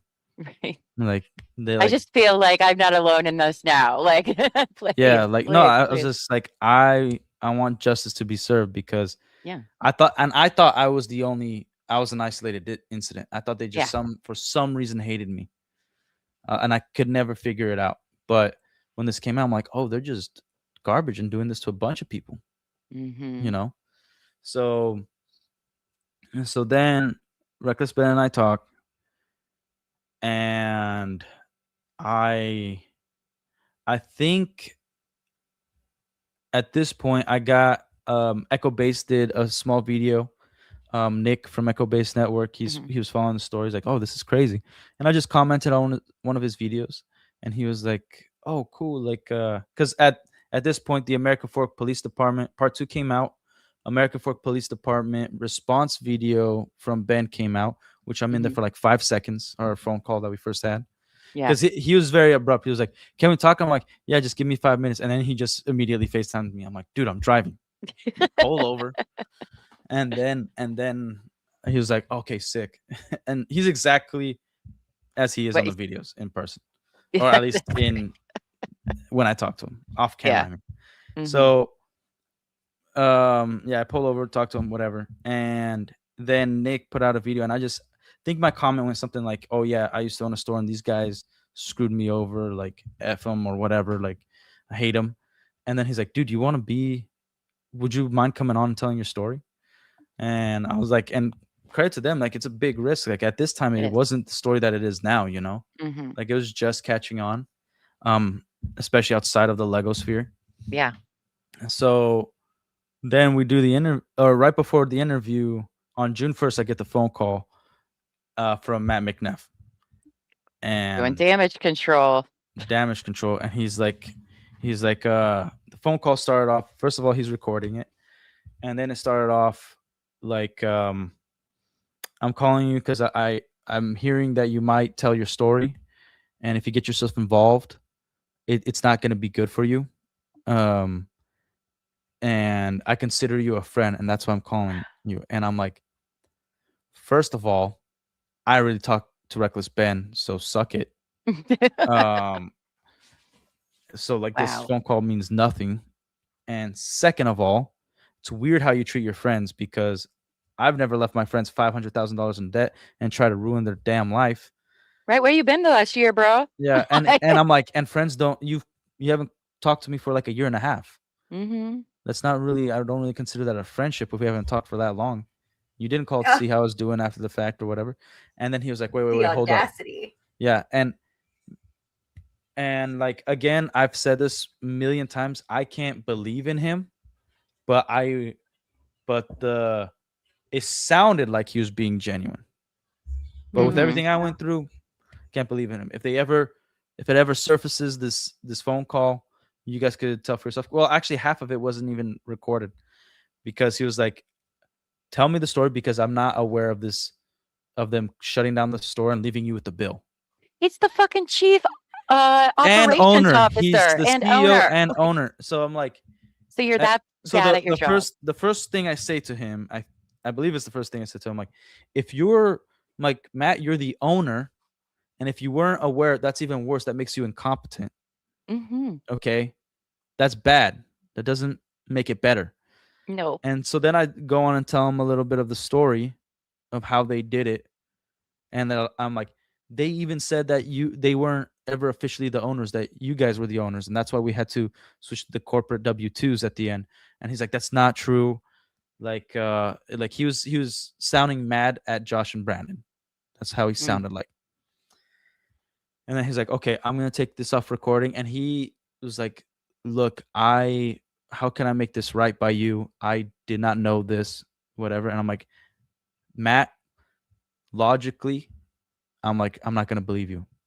Because this is where it's difficult. Like we used to be friends, right? I thought we were friends. Yeah. So it's like my heart, like I feel like I have like a good heart. I'm like, I'm wanting to believe you and forgive you and all that stuff. But everything you're doing to Crystal and Ben, you have a RICO case. This is insane, man. Mm-hmm. Wow. Like you could end this today if you wanted to. That's what I told him. So like I can't get myself to believe you. You can apologize all you want, because he was saying things like I want to, like he believes in integrity and he wants to be able to live with the fact that everybody he's ever come across, that he could look him in the eye and know that he did right by him. And I'm like, well, I can be the only person you'll ever look in the eye and know that you did not do right by me because you guys screwed me. And because I'm willing to, anybody who calls me, I'm not gonna hang up the phone. I'll talk to you. I have you ask anybody that knows me, I have no problem with confrontation. Zero. Yeah, it sounds like it. Yeah. And respectfully. Yeah. It does sound like you're even very respectful in confrontation. I was super heated, but right. I was trying to maintain. I'm like, I'm being recorded. You know, and I'm like, all right. In order for me to get my point across, like I have to bite my tongue. In Brazil, in Portuguese, we say engolir sapo, which is swallow frogs. I'm from Brazil, by the way, if you guys didn't know. Oh, yeah, that's awesome. And so I was like, okay, whatever. We talked for like an hour, and I said, like, here's my one piece of advice for you. First of all, your brother's a dick. Tell him to stop having interviews because he just comes off as a non-human robot. Yes. Second, get rid of Josh and Brandon, because if what you're saying is true, like these guys are the ones that are definitely lying to everybody and maybe to even you guys. But unfortunately, guys, you're backing these morons up. I use the other word. Say moron. And then and I don't think it was because of me. And then on June 2nd, I get a phone call again from Matt, and he's like, I just thought you would like to know that we parted ways with Josh and Brandon.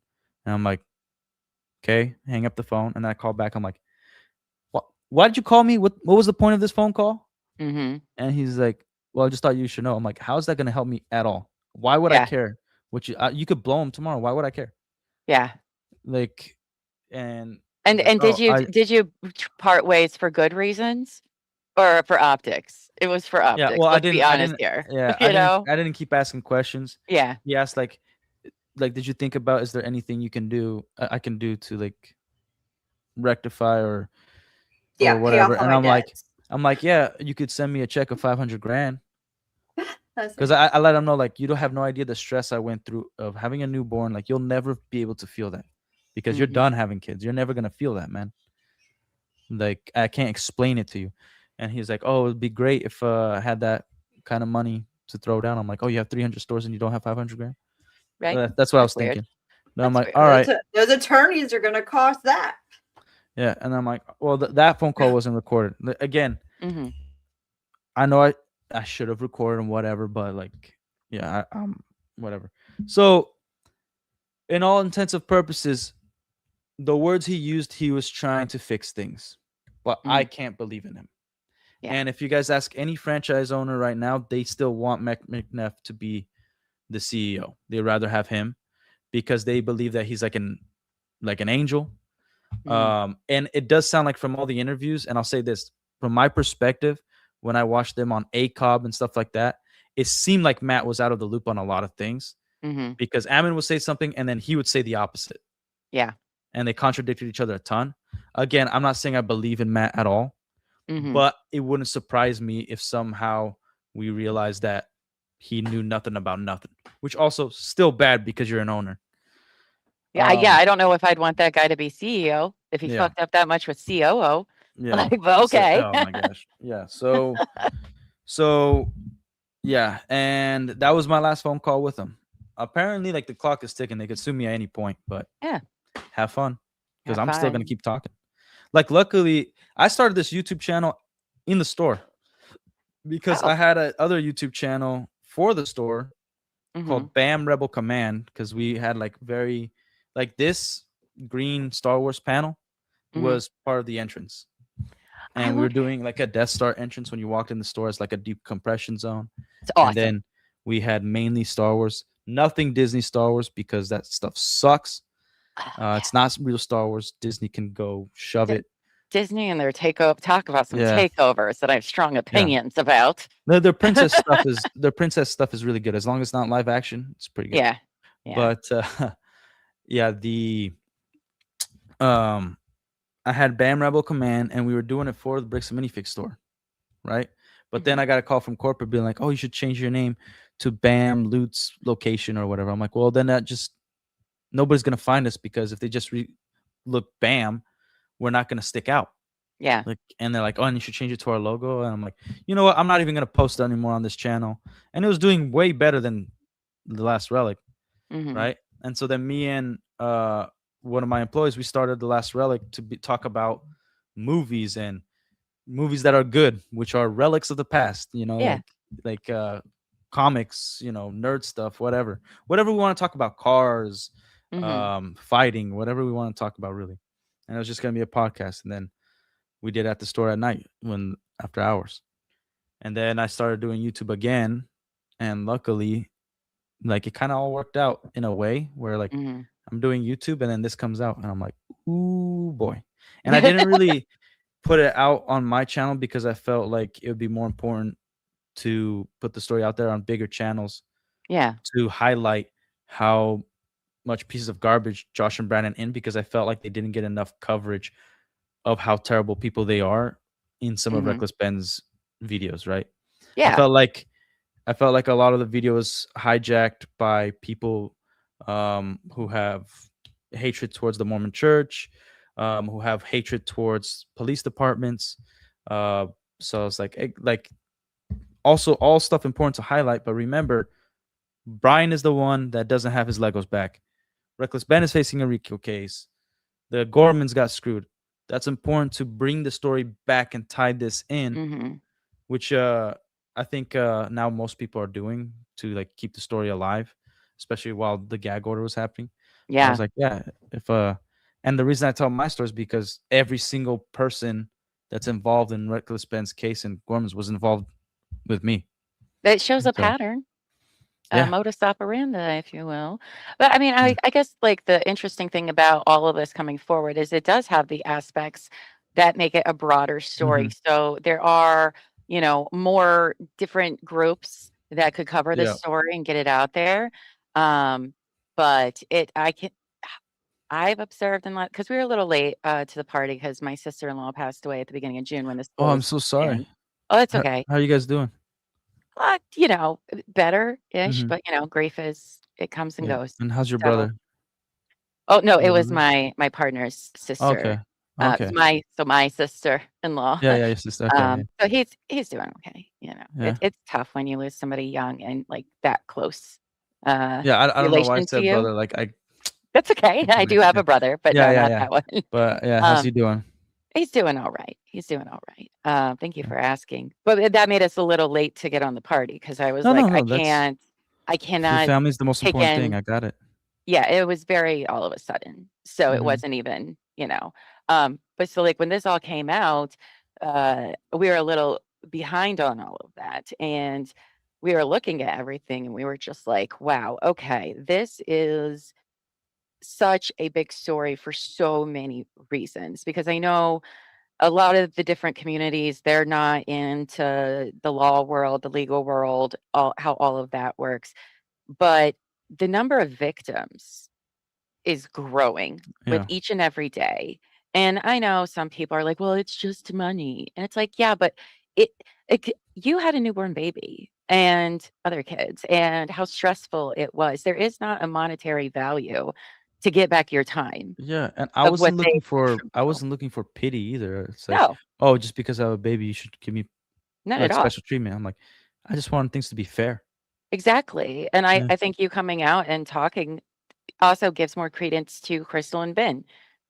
Her Mhm. husband Ben, not not reckless Ben, but also it helps him Yeah. too. Yes, but to be like, this is real. Like this is not just like some conspiracy thing.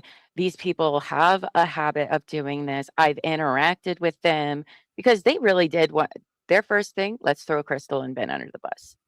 And to Mhm. some degree, okay, they didn't do everything perfect, but also they're not because the BAM people like to do a lot of whataboutism. Well, what Yeah, yeah. about them not keeping books right? Forget that Yeah, we yeah, yeah. didn't have a list, you know? So for you and some other, because obviously you two are not the only franchisee people this has happened to, Yeah. from my understanding. Yeah. There's quite a few. Mhm. And I do feel very horrible for all of those that are running the bricks and minifig stores on their own right now, because I don't think people understand, like, those people aren't corporate and they have put their life savings into Yeah. these franchises and it's And some horrible. opened up like months before this came out. So it's like they're Yeah, already screwed right off the there bat.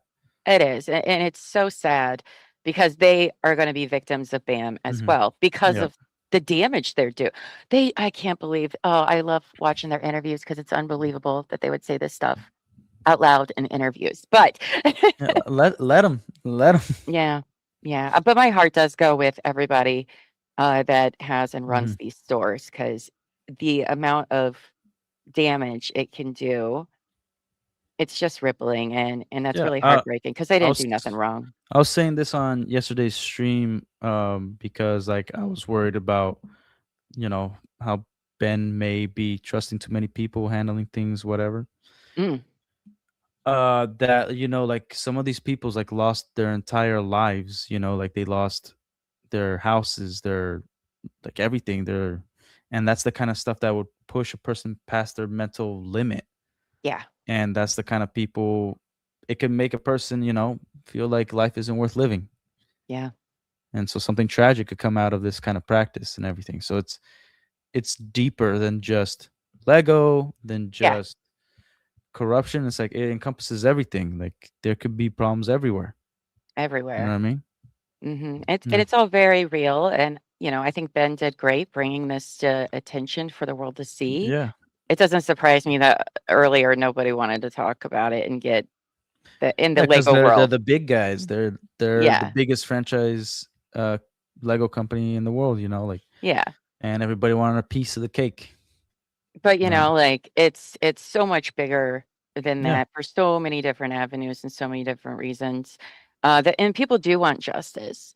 But as we bring up Ben's new Mhm. video, it's not great. I mean, it's a good video. I was thoroughly entertained, but Yeah. in regarding, it makes me nervous. It makes me very nervous for him and for the other people involved in these cases and who they're up against. Mhm. Uh, Look at what they did when nobody was watching, with you, with other franchisee owners. Yeah. Um, they'll go to any length to Oh take what yeah, people they're said and like twist it. I said, this trade-off of the gag order, this is not the time to celebrate. This is now the beginning because now they got stipulations and stuff that Ben can and can't do. So they're waiting for him to make a mistake. Mhm, That's the point of this. You think it's a trade-off, like oh, they're just okay with him commentating on Bricks and Minifigs forever. No, they're waiting for him to make some big mistake where mhm. they're like, oh, now directly to jail. You and everybody who was involved in this mistake, you're in the RICO case, you're going to jail because you have no respect for the law. You violated this, and it could do a bunch of stuff Yeah, I against mean, them, look at how far they got with bogus Yeah. stuff.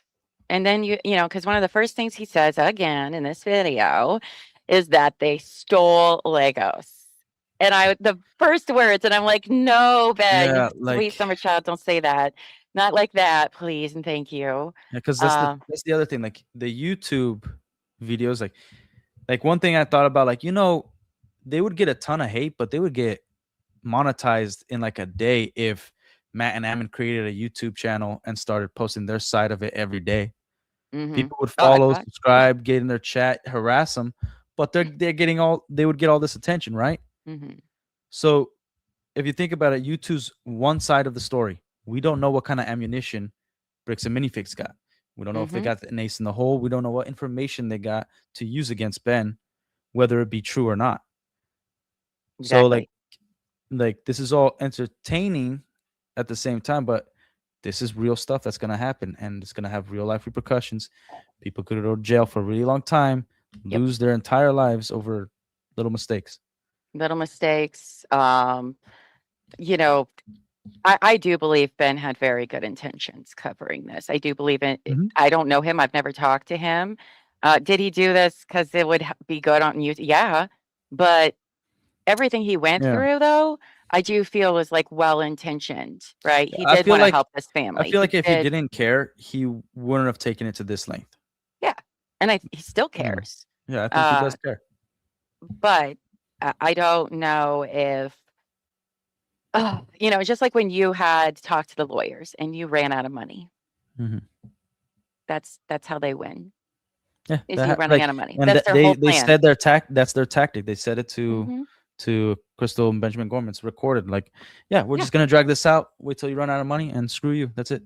That's exactly what they're gonna do. And You know, that's like the believe most 'em. common practice against an Yes, opponent in the legal system. absolutely, especially in civil court. That is the play for Yeah. everybody, it's corporate or not, but especially a corporate entity. Mhm.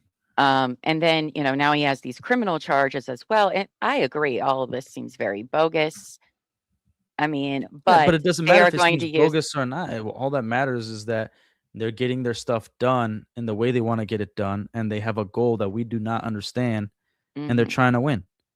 Yeah. And they're playing a different game. They're, as we can see, they're dishonest. And so when people don't play by the rules, and you're playing by the rules, you're at a disadvantage. Mm-hmm.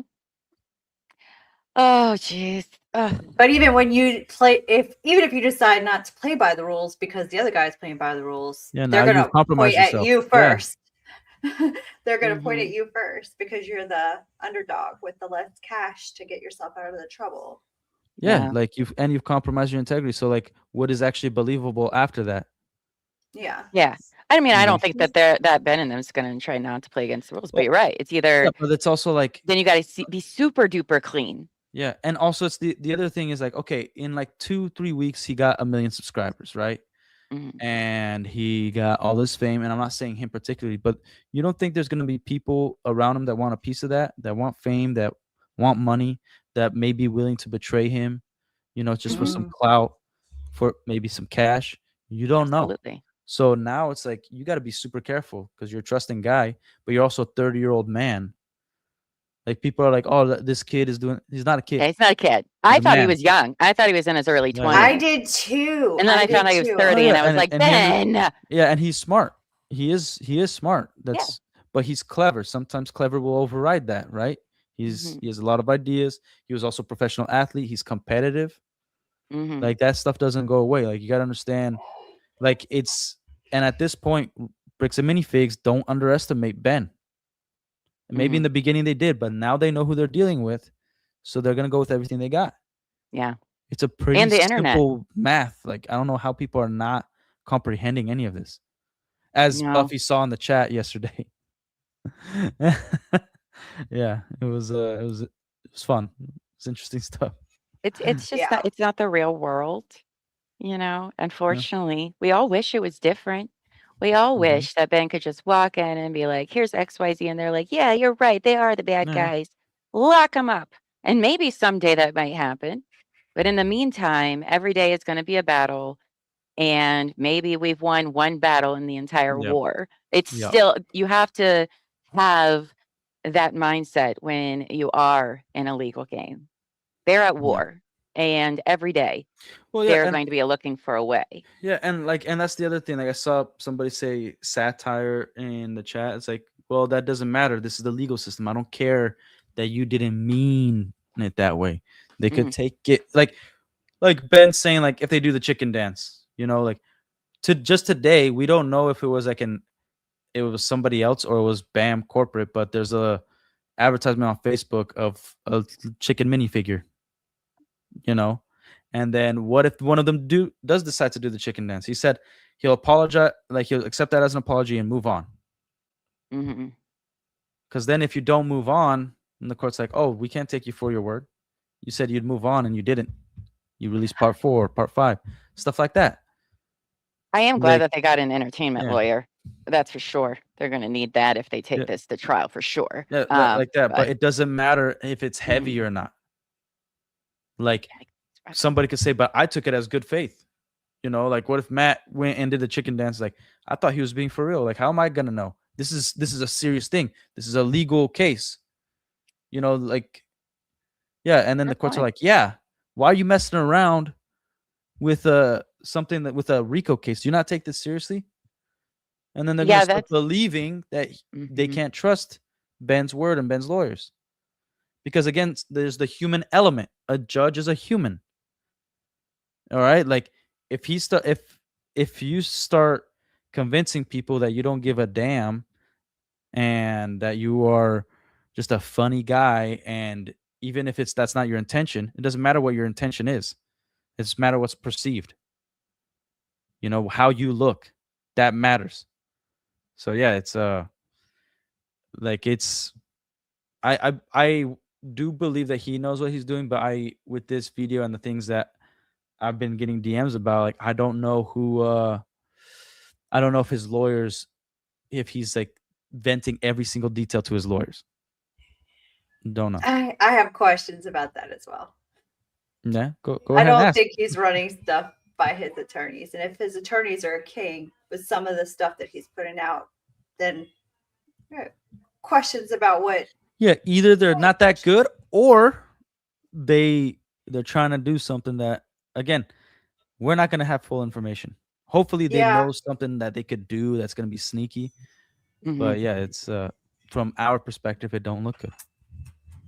Yeah, because that was like my first comment after we watched the video the night it came out, just me and Llama behind the scenes together. And I was like, yeah, I don't know if any attorney, I am so shocked. Yeah. I was like, oh my, especially the Lego where it's hit, what Llama brought it up, the Legos where they're beating up, who is it, Eamon? Yeah. Or Eamon? Yeah, I was like, oh my gosh, if you thought the explosion on corporate office was bad, they're going to really take that and run with it. Yeah. As a threat. Like, that's the explosion one, I was like, oh yeah, that's obvious satire. No way a juror is gonna be like, oh, you took that seriously. Well, the beating of the up isn't great. It's the fact that it's appeared after these complaints have already been filed in court. Oh, did I drink all that juice? I'm sorry, I'm like looking for something to drink. That it's fine, I'll use this one. That made me nervous with that scene in particular. I was like, fuck. Yeah. Why? Because he put it out after everything. Like he might have been able to get away with that. It's more important like when he filmed it, and it doesn't matter when he filmed it. He should have edited it before it was released. It doesn't matter if he filmed it that way. He can remove that post. Like they could have reviewed it and said, you have to take out this part, this part, this part, this part before you post it. Well, also it's like Spineless Ben, you know about Spineless Ben, the dude. Well, I asked in the chat last night, who is Spineless Ben? And the chat did fill me in on that. You should see some of the. Be careful because he does like you don't want to dox him, but it is out in public, so you could see the body cam footage. He just sells out Reckless Ben immediately, just like, oh, he paid me. It's a lie, and says all this bull crap. And then before this came out, Spineless Ben was trying to promote his Patreon. And he said that in his video, like they jumped the fence to get to the cell tower to climb up. And so like that's illegal, and that's in Utah. Oh, for fuck's sake. And so he said that. And now it's in part 3. And the timeline, if they can figure out, because I know the timeline. And they can figure out some things it could be a big problem. Jeez, imagine the original version of this video. I know, right? Yikes. Yikes. Well, you know, and Yeah. I'm like you. When something like this becomes really big, this big story, there are people out there. There are opportunists out there, Yeah. and it does worry me because I know they're out there. I mean, even for people whose stories aren't that big, there's always opportunists trying to gain something out of this, even if it's close relation to Ben for insider information. Somebody could be a plant. I mean, I'm not trying to go into conspiracy mode, but these are all No, very but like these are realistic all possibilities. tactics too. Yeah, They've been they're used absolutely, before. They've been used before. absolutely. You know, the other person that you just named, I mean, they folded like that. They're Yeah. going to try things to make people around him fold and be scared. That Yeah. too.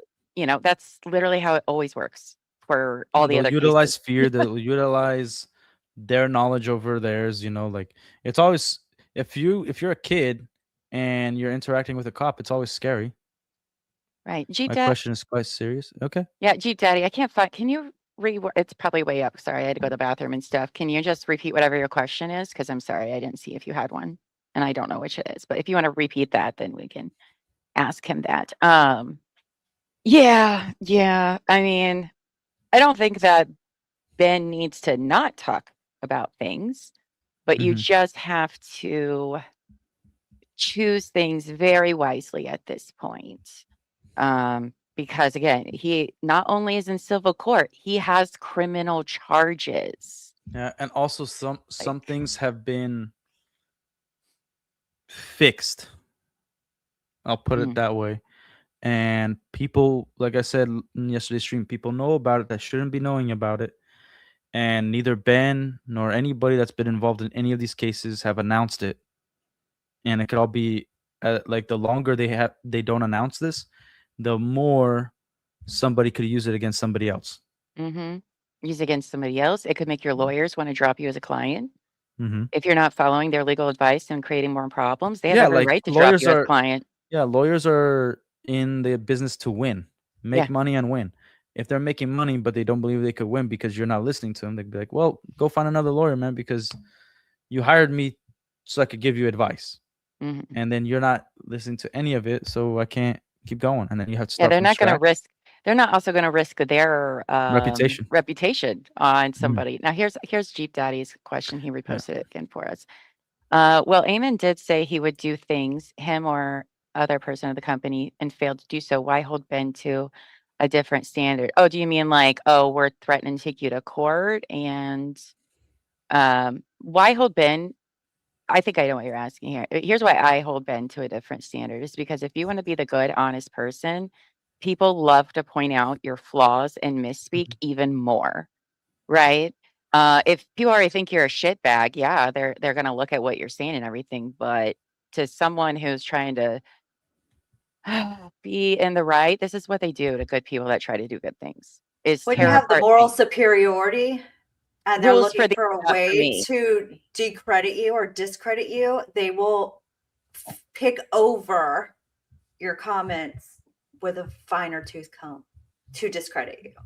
Yeah, I mean, I'm not saying I'm holding Ben to that standard, but that is I what think people are they, going to. Like, that's just but what here's the happens. thing. When you have a shady company, that's the expectation. They're going to be Yeah. shady. Ben has put himself on the knight, the white knight, right? So we Mhm. expect, like, people will expect him to, like, if you want to hold that torch, you know.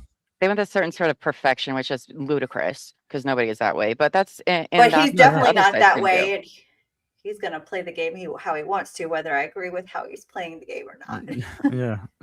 Well, it's also the internet. People are gonna they want to believe that there is some entity or person out there that's better than they are, and as soon as they find out that like they have flaws, they're out. Mhm. That's just some people out there. I mean, some people have already started doing that since the case broke. Oh, we don't support Crystal and Ben anymore because their inventory sheet keeping wasn't good. And it's like, what? Yeah. That. What are you Or talking like they'll about? Like, find out their political okay, views, yeah, and then they're like, "Oh, these guys are crazy." And like, yeah, you could believe that, but there's still humans that got screwed over. it doesn't You can- change why we're all Yeah, here and you what we you need could yeah justice for. you can be all these people probably believe in a different God, different Mhm. politics, different way of living than all of us do, but it doesn't mean that they're invalid and they're not human. They're still human. They're still good people. Yeah. It doesn't And they take got away the screwed. wrongs Yeah. at all.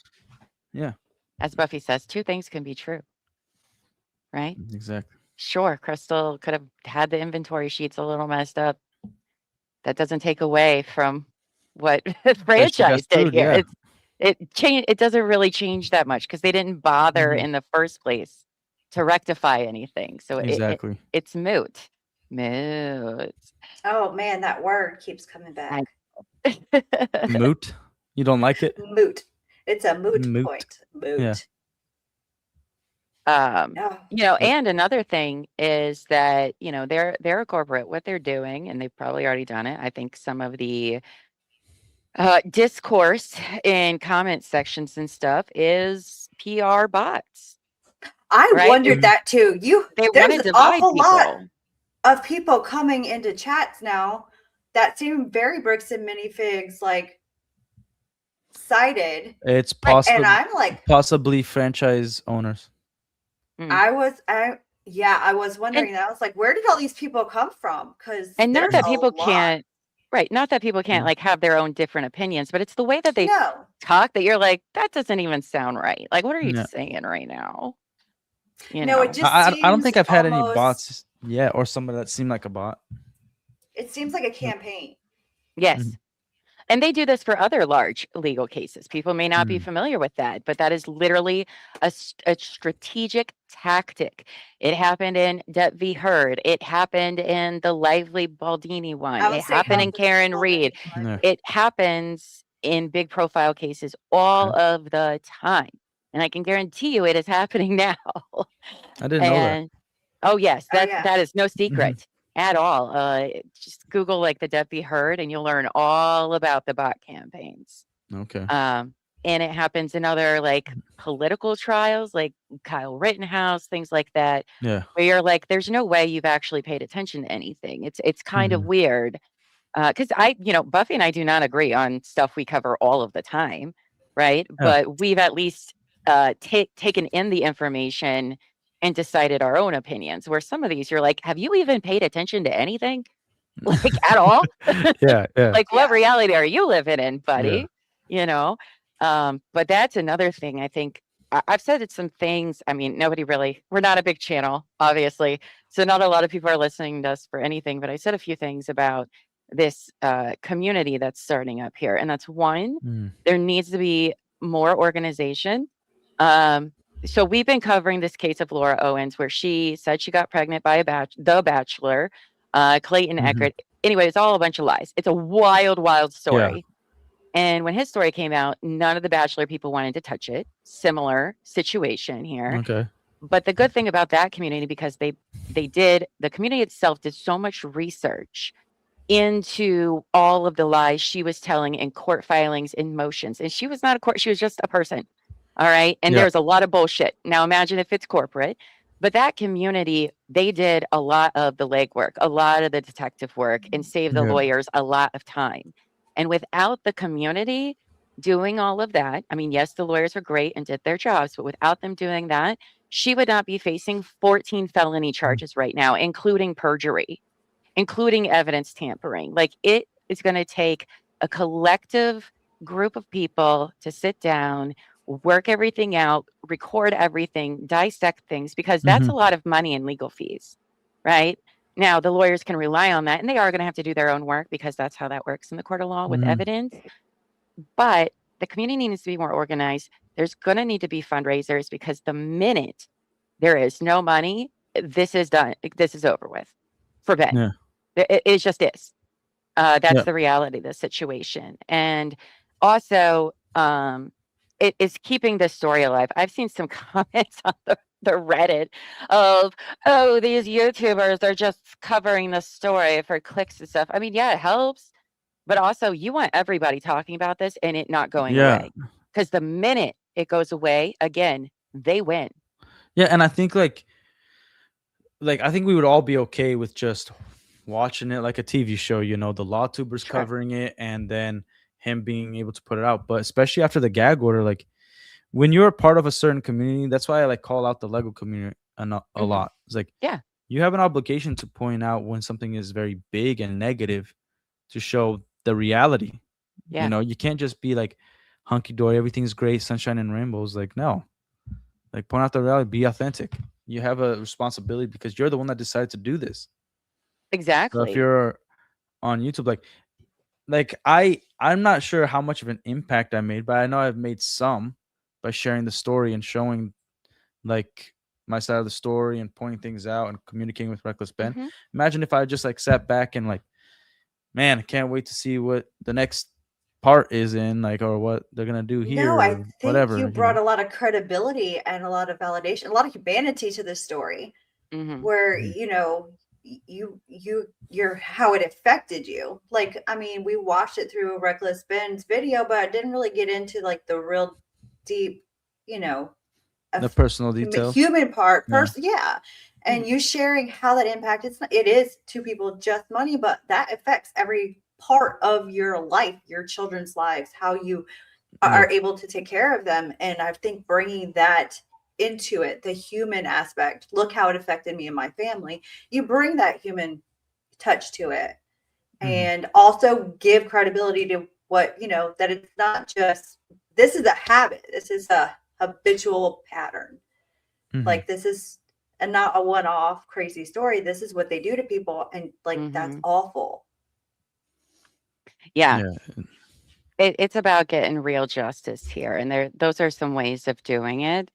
And I think, I mean, I'm not saying the community doesn't do these things, but it is a Mhm. momentum that can easily be lost because eventually Ben is probably going to start making videos about something else, which honestly he probably should at this point for his own personal sake. So the rest of us need to be the ones Yeah. talking about it that can talk He is about it. currently filming other stories aside Yeah. from this. He's always a guy that's like constantly active and very Yeah. relaxed. Very relaxed. Oh, that's good. I I mean, don't know anybody I like worry that. about his health a lot. Like He did being look in like he lost court, some weight at dead. like when he was Yeah. I I was worried, saw yeah. like his update videos. Every time I feel like I see one, like he looks tired. Yeah. Yeah, he looks gaunt. He looks like the stress. You said you lost like 50 pounds and Yeah. just from the stress. I mean, I imagine he's going through I lost something hair, I similar. lost weight. Yeah. Yeah. Yeah. It's no joke. Yeah. That's why people are like, "Oh, we'll say," like, to be in court and have that kind of pressure on you is an unbelievable amount to have on your shoulders Yeah. because once the government steps into your life and you're Mhm. like, "These people are deciding my future, everything," that is so much on any person, And it's even if they're also not in a big like, case. it's not that it's echo chambers either. It's like there are people against Ben on YouTube, on the internet, Mhm. all that stuff. So he's also like, he can't please everybody, No. but Mm-mm. it does get confusing because some people just want to hate, obviously.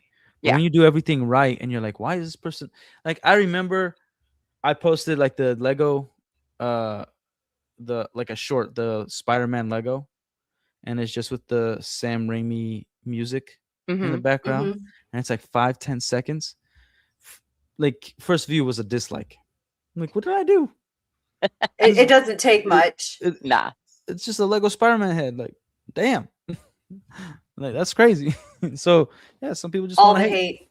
Yeah. Yeah, it's They wanna true. hate. It's true.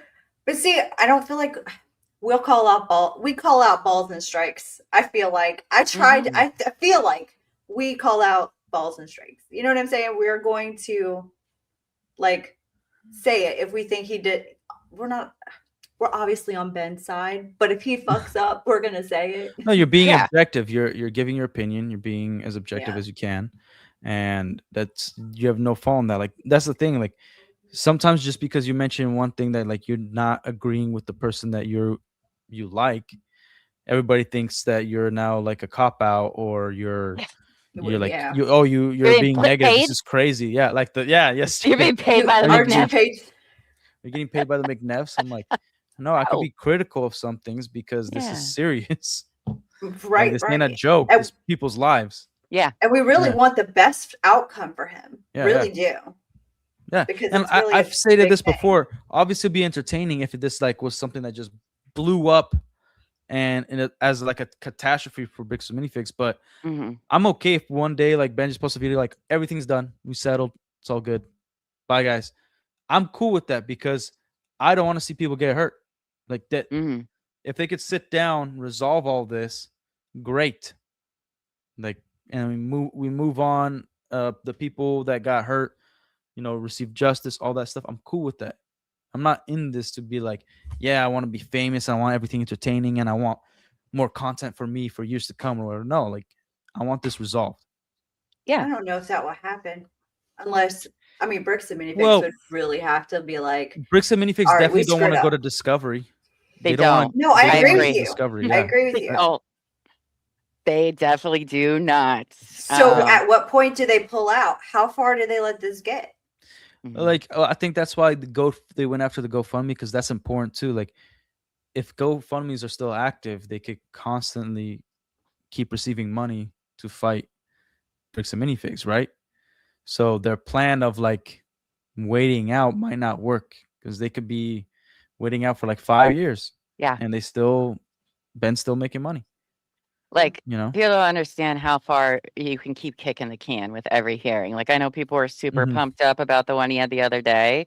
I was like, well, yeah, it was going to be a nothing burger. It's the beginning Yeah, of yeah. these cases. It's going to be years. Like, we haven't even started. Yeah, nothing has started. Exactly. Nothing started actually yet Yeah. at all. And I blame that on just people just not being familiar with the process, the naiveness. It's like not, it's more you naiveness. don't know. Like Yeah. Like, it's not like being familiar with the process, just being naive. Yeah. It's like And that's realizing like, understandable. yeah. I mean, that's how we're led to believe things, right? Is if Mhm. you did the right thing and you're innocent, everything is going to be just fine for you in court. We're Oh, all yeah. told that. And it's not until you either have been in it yourself in some way, shape, or form in any of the courts, or you're a nerd like us and watch trials and do legal stuff as a hobby. For And hours and hours a day. yeah. Yeah. So, I don't even think it's people. Again, Well, I think it's naiveness, not just. I would never try to yeah. insult somebody who doesn't understand how something works because it's very different than what we're led to believe. Mhm. Mm. Yeah, I watched some of Especially your in civil stuff court. before, like, especially while you guys were reporting this. I'm like, oh, these girls are Huh, nice.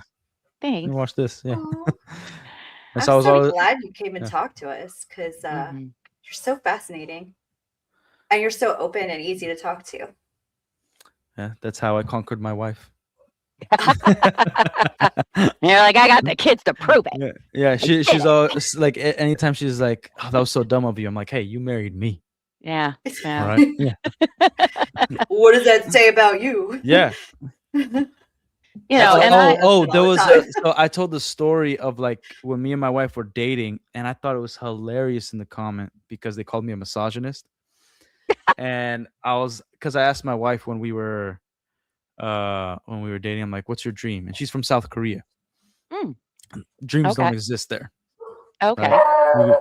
You get education, you go to work, and then you die. That's it. Yeah. So I'm like, all right, if you don't have to worry about money, I'm like, what do you want to do? Like, I got it. I'll pay the bills. What do you want to do? She's Mhm. like, I want to be a mom. I'm like, all right, I will do that. I don't know if we'll be rich, but I promise we'll have a food on the table, roof over our heads, and clothes on our backs. That I could definitely guarantee. I know how to work. Oh. And I've been able to do that.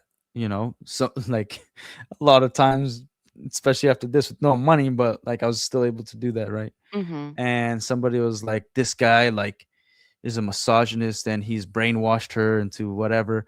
And I'm like, you should give women more credit, dude, because I'm Yeah. not that smart. And if you think I could brainwash my wife, like maybe you're the misogynist, dude. That's crazy. Yeah, you're kind of Yeah, like like, insinuating are you women's calling women intelligence. stupid? Yeah. Yeah, and then never reply. I'm like, freaking moron. I mean, I Right. feel like people can do whatever the fuck they want with Oh their yeah, life. like It's none of their fucking business. yeah, my employee was like, dude, But yeah. why you doxing yourself? Because like anybody that was like getting mad, I'm like, oh, I train at these jujitsu gyms. If you guys want to quit being a keyboard warrior, you could fight me. And here's the address. So I'll be there. I mean, that's the thing, And it'll be right? good for their business because it's a gym that you could walk into, train. Oh, there you go. It's awesome. Yeah, I might put you to sleep. I'm not that great of a fighter. You might beat me up, but I'll give you the respect if you show up. I'm not telling you where I Right? live, but Yeah, know. don't do that. The Yeah, internet's I'm crazy. not. Everybody's probably already I'm found not it. People here are insane. crazy. Yeah, I'm not insane. But I'll tell you. don't let Yeah, people like write comments that are going to make you feel like a shitbag person. I mean, in the end, you're the one who went through this, oh, not them. oh, nobody can. And I always say this, like getting stabbed hurts worse than words. Like we're fine. You could say mhm, whatever you want to me. It ain't gonna hurt my feelings. When you start going after other people, mhm, like yesterday, somebody in the chat was kind of being mean to another individual. I'm like, hey, yo, say whatever you want to me. Leave whoever it is you're having beef right now alone, and you guys mhm. can handle it later. Or like if somebody starts attacking my wife and she's not on any video, I'm like, yo, that's a problem. But you're It's not. Oh rough. yeah. If you keep talking about me, you're not gonna offend me. It's gonna be cool. Mhm. We're gonna be all right. I'm Yeah. gonna laugh it off. It's all gonna be good. Well, I think, as Buffy said, and by getting this story out more is putting the humanity to people, right? Because people Mm-hmm. do see this on the news. And I'm talking about people that like aren't on YouTube very regularly, who aren't into legal coverage or trial coverage or true crime in a sense. Yeah. They do need to see this human element to it before it gets to like in a box of things. And so, Well, like I pointed this out yesterday too. Like what you're saying, that like what I like to call. I personally have my own names for the processes. I oh, said okay. What are they? this is what I like to call the emotional transition phase, Okay. where like we now have the characters of the story. So now Bricks and Minifigs as a brand has a 50-50 shot, because now the focus is on Ammon, Josh, Brandon, and kind of Matt. Like he's not being Hmm. mentioned very much, but at least the top. Those are the top three, and then the other characters we have are, Ben and Chris Gorman. We have Reckless Ben, and I'm definitely Brian. missing, and Brian. Hmm. Then we got side characters: American Fork Police Department, the LAPD, which nobody's freaking talking about, which is insane. Yeah. The Provo Police Department, and possibly other police departments, and so then the other minor characters, other franchise owners or franchisees, whatever. So now it's a full-blown story where we're getting away from the brand, and we're trying to figure out all the details. Hmm. We're following the path, because how many companies still exist to this day, and the CEO, the owners, did some nefarious bullcrap? They're still around. That's true. So Bricks and Minifigs might be all right. Ammon is not going to be all right. His reputation is destroyed. Josh and Brandon for sure. Matt's the only one that has like an inch of like possible survival. Possible. But We'll yeah, see what comes out about him. I think yeah, we'll he's see. been quiet, so like he hasn't been Yeah. he hasn't been super quiet, but comparatively to Ammon, Mhm. Oh, you yeah. know, But so like Ammon makes him yeah, look like good. this phase is like, this is where a lot of Bricks and Minifigs owners are gonna have more confidence in Bricks and Minifigs as a brand, and they just want Ammon out as a CEO, which has already Yeah, started. I Yeah, would imagine it has. yeah. So no, Bill, this is any interaction with Kai. Kai does not get talked about very He was the much, Bill. director of operations, I believe. Kai, and like they diminished his role, so like to make, because I think the claim was before, like he had no right to say the things he said, Hmm. And just and for the viewers to yeah, remind you who Kai is in the ring video when Brandon's there or he's who's on the phone that says, "Oh, they're taking over the store. We're taking over mhm. the consignment, everything." Right? That's Kai. Yeah. But also you got to remember, like he's also an employee, so he's acting under Ammon. So whatever he's saying, you just have to go back to Ammon, Hmm. because Ammon could have told him whatever. So you might, like, he might be in your guys' eyes a garbage person or whatever, but he's not part of the story all that much. He's just one of the guys that made the threat in behalf of Ammon, because like if Ammon picked up the phone, he probably would have said those things as well in a more lawyer-like form, Okay. So, but like again, and I don't know how much Kai McAllister actually went in on other things other than the evidence that we've seen.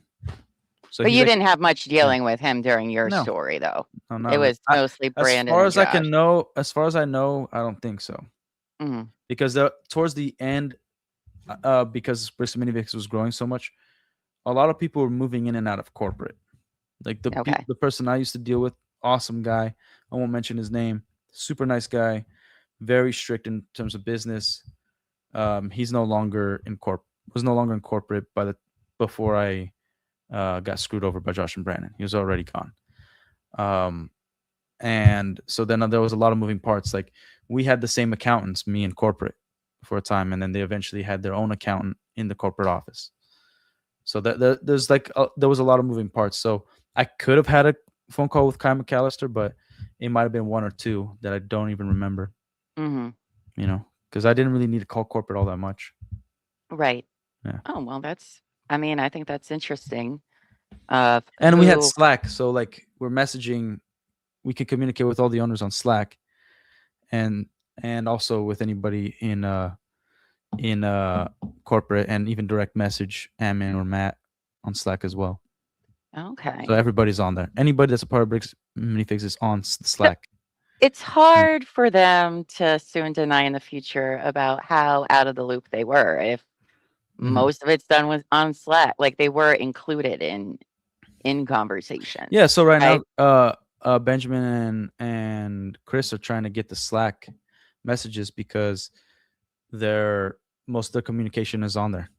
You know, like I have, like, I keep forgetting, like I need more time to make videos, but it's also not even on Slack. You could see the footage across social medias of people breaking into the store multiple times, destroying the windows, stealing it at night. And then you could see all the camera angles that are not showing Brandon taking pictures of the store. Like they Mhm. have cameras in there, so we would actually be able to see him loading the U-Haul. We'd be able to see him taking pictures at an angle to make the store look empty or whatever. And I remember on Slack, she was, I think she mentioned on Slack that she wanted to move the location because of all the theft Crystal. that kept happening. Crystal, yeah, Mhm. it was more than once, and yeah, it was like that. And that's the other thing. Like police officers absolutely hate retail theft because Mhm. it's impossible to find the person who stole. It's really Well, hard. yeah, for the most part. But yeah, for like if And they have to somebody's do it several times yeah, before they like can usually do it. if I was missing a product and I just call them, like, I had this product here, it didn't go through my POS system, it's been these few hours, they actually usually ask you to investigate, like, did you check on your employees, did you check who came in and out, do you have a camera at this particular angle, like what kind of bags, what details, like it's like who Mhm. would be the culprit, and you're like, well, I don't know, it happened between these hours, can you check it out? And they're like, most likely won't be able to do anything. Yeah, they Yeah, got most mhm. other busy stuff. So That that's is just very true. like anybody who owns a brick and mortar, you understand that the police, most likely you're just gonna piss them off by calling them reporting a theft, unless it's big, and you have them Yeah. on camera, and it was hours like of the night or something. But You have during to have, working like, hours, all yeah, the information for that. You have to do yeah, their yeah, job in order for them to really care yeah, most times, which, I'm not gonna say it's not important, it is, but there's also less people that generally work in those yeah. departments, And also, if it's less like a mall and detectives. there's security, you have to talk to the security Yeah, first, and then they have to contact the. It's a lot of bureaucracy, like low level bureaucracy of how it all works out. yeah. But yeah, I mean, it sucks. It really, really does I mean, it yeah, is yeah. to a degree. It's not just like a loss of a product, it's a violation of, Mhm. your store, your business. That can happen. I don't want to downplay how Yeah, yeah. Crystal must have felt with people breaking into her store. Yeah, It's very real and and that's scary. also the state, like different state rules. Like luckily I was in Mhm, Florida, so there's possibility of carrying, allegedly. So mhm. if you were to break in my store, you may be put to sleep in a specific way, you know? Unless you're Josh and you can just call the police and Yeah, tell them that's you're your gonna Josh. You shoot could just somebody. threaten everybody and you're gonna be fine. And they're Yeah. fine. That I know that's how I know that was a setup. It was such a fucking Well, yeah, setup. like There's no way. so if you see, like, in part 3 when Amin is making up that lie Mhm. of, oh, where they threatened to burn down the place or whatever, because you on, I think it was the ACOP stream, he pointed out like, oh yeah, I was distraught. It was at the end of the day, and it makes me out to be like the craziest person on the internet or whatever he said. And so Josh has already used the emotional point of like, I was very emotional, and so then like they can't take his word for it because he was in a very emotional state. So they've already set themselves up to make that claim later. Oh yeah, like it was very emotional. A lot of things were happening. I felt like I was being harassed, whatever. And they're like, okay, we'll chalk that up to like you weren't thinking straight. And then boom, let's move on to the next thing. So I like, do believe there was a lot of setting thing. Oh, that lady cop. What was her name? Don't know. What oh, was the her one name? Provo, freaking A, like, yeah, Yes. she is 100% corrupt. She should be in jail. Mm-hmm. The piece of garbage. In his opinion, allegedly. In my opinion, allegedly, yes. Thank We're you. doing our Thank best, you. guys. We're doing our best. This whole freaking stream is alleged. Yep, it's Yeah. all alleged in our opinions. No, that was very is very disturbing to watch.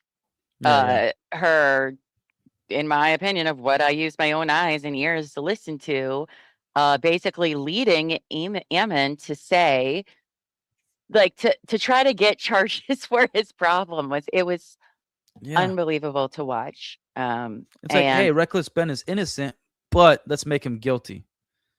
mhm. It's like, what are you trying to get in his pants? What the freak is this? Yeah, it's weird. Yeah. Like, she had such, like, a lady boner trying to appease Ammon. It was weird. Like, what is happening here? But I do think the police aspect of things has messed up a lot for Bam. It's not great. Mhm. That's for damn sure. I will say the people that are very into police watch, if you will, right? Corruption, things like that. Yeah. I mean, we look into that too. I'm not saying it's not important, but like my partner, Elbow Fee, like that's all he watches all the time. It's First Amendment auditors, police auditor, all that sort of thing. And those people, they do not quit. All right, they don't quit, they don't give up. They're always Mhm. talking about it all the time, which is a great thing. It Yeah, is its own in itself, its own community, Well, and it's like, very important to this case. yeah, like I But support police officers, but yeah, they are scary because they not absolutely, only hold a gun, they enforce the law. They got a lot of absolutely. power that if they're unhinged, it could be a problem. It could be a very Corruption, big all of problem. it. Yeah. So like regardless, even if they're in the wrong, they still have the ability to take your life and ruin it. Mhm, mhm, and Yeah. they are protected in a lot of ways. Yeah, Mhm. do you know, because I have not been able to Allegedly, pay just so Buffy could be comfortable. Allegedly. how do you know? Because I haven't been able to look into it. I know Sheldon and them hired a lawyer. Have they filed anything yet? I was kinda MIA I over the think weekend. Sheldon, I think I can't say for sure, but he did give an update on his channel. Okay, I'll So have to go I'd watch. recommend watching that. Like Yeah. I don't want to say anything out of turn. Yeah, sure, But yeah. absolutely, absolutely. I didn't know if they had filed it yet because I haven't been able to really look at very much in the Mhm. last week, but, I know that they retained a very good lawyer from my understanding and looking Mhm. into him, which I think is very important Yeah, and I could help heard that in they have criminal some of the case. greatest lawyers possible for this kind of case. Yeah. Yes, absolutely, Mhm. absolutely. Because that, you know,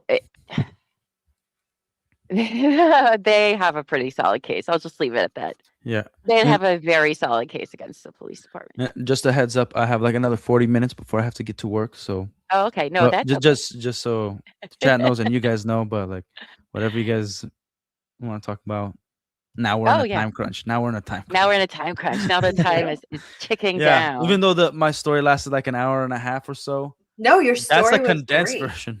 I'm I mean, it was sure a it terrible is. story, but it was so Yeah. interesting to hear all. Oh, my bad. I'm not a good storyteller, is what you're saying? No, no, No. not what I said. I said your story wasn't great, Like, you but suck, the man. story was interesting. God, you know what? I'll You're just right. You're mute right. No, myself. no. Keep talking. It's okay. We're already besties. Look at us. We're already besties here. Oh, I love that he can just dish it out. Well, I think You've joined the pack. you have. Heck It's yeah. fine.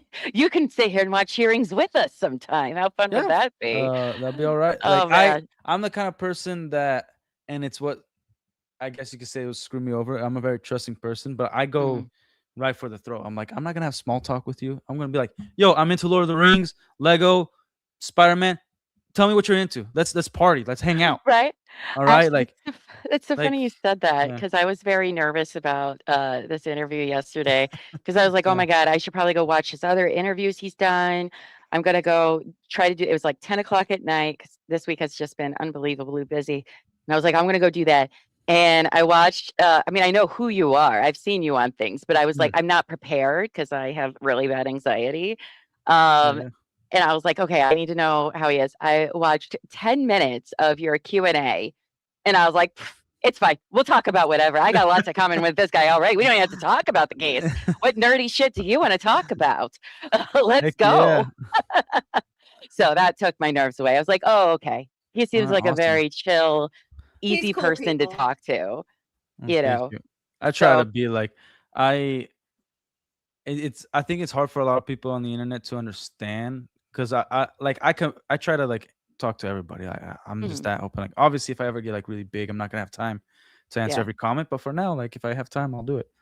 And a lot of people were like, "You seem like a good person, but you're very offensive in the words you use." I'm like, I can't control what you're offended by, and I don't know how to explain it's that to true. you. I judge the individual. I don't rope you guys anybody into any type of group or whatever. If you Mm, don't like what I have to say and you want to judge me on that basis, I feel sorry for you. But right. I believe I care a lot about people. I have a good heart, even though I might not use words that you as an individual might like. Hmm. That's it. It doesn't, I mean, that's, Because it comes from a good place of the heart. yeah, Because like I I've learned quite a bit of languages. Like Portuguese or English is my third language, right. Because and Brazil is what? Portuguese and Spanish, yes? Portuguese, just Or Portuguese. just So I Portuguese? learned Spanish Okay. here, and then I served an LDS mission in Boston, and I did Oh, it in shit. You mainly. were Mormon too? I am currently, yes. Oh, you are Yeah, currently yeah, Mormon. Oh, no shit. yeah, yeah. Sorry. Well, I guess that's probably not appropriate to say, but Nah, you're oh, wow. fine. It doesn't Okay. matter. I did it mainly in Chinese speaking and Haitian Creole. So like my I even spoke a little bit of Mandarin yesterday on stream, but like Hmm. it's not good. I need to practice more. And then my wife's Korean, and I've just been You were lazy. Yeah, I have speaking to learn a lot Korean. of languages Yeah, in the stream. that's amazing. yeah. I was like, I hope he Thank just you. speaks English because I'm not gonna be able Really? to understand anything. I'll stick with English. You're Yeah, gonna need I'd to be say, subtitled. yeah, say Eastern languages are very difficult to learn for those that know Yeah. Latin languages because they're very different, yes? yeah. But it's like it's also about culture. So I think a lot of Americans sometimes that have a hard time when they're learning their second language Hmm. because you have to connect emotion, like Hmm. physical discomfort at times. That's how Yeah. you memorize. Okay. So being Latino, like you're more expressive. So you just say bull crap and then you get made fun of and then your body remembers that and then you pick things up a lot quicker, Okay. you know? So if you like even if you're a shy person, you have to get rid of that and just screw up. Have And some then humility. and then you'll Yeah. realize you said something wrong or even something awful and you didn't mean to say that, and that embarrassment, like when you learn a curse word in a different language, it's usually the first word everybody learns because somebody's like, oh, don't say that, and you remember that emotion, that feeling, like, and you're Hmm. like, your brain just locks in. I remember when I was learning Mandarin on my mission, uh my companion was from, we call them companions, like the person you're with, right? Okay. So I'll say my friend, so it sounds less gay.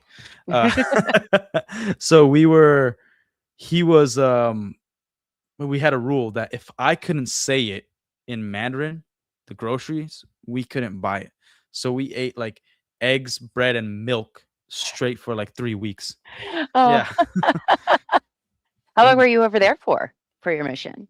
Those Yeah. are what, year two? So for We don't males, have it's a two lot of years. Mormon, like I don't know any Mormon people. Ohio, of course, we do have Mormons, but I've Mhm. never Yeah.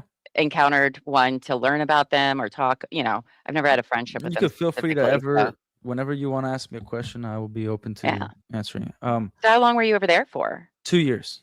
2 years. So Wow. usually the male service mission would be 2 years and females a year and a half. Mm. Yeah. And I've said this on other streams. Maybe I said it earlier on this one, or maybe it was our stream before. But I do think that there's a lot of Mormonism behind a lot of the actions, but it Yeah. is not representative of every Mormon out there at every Mormon place.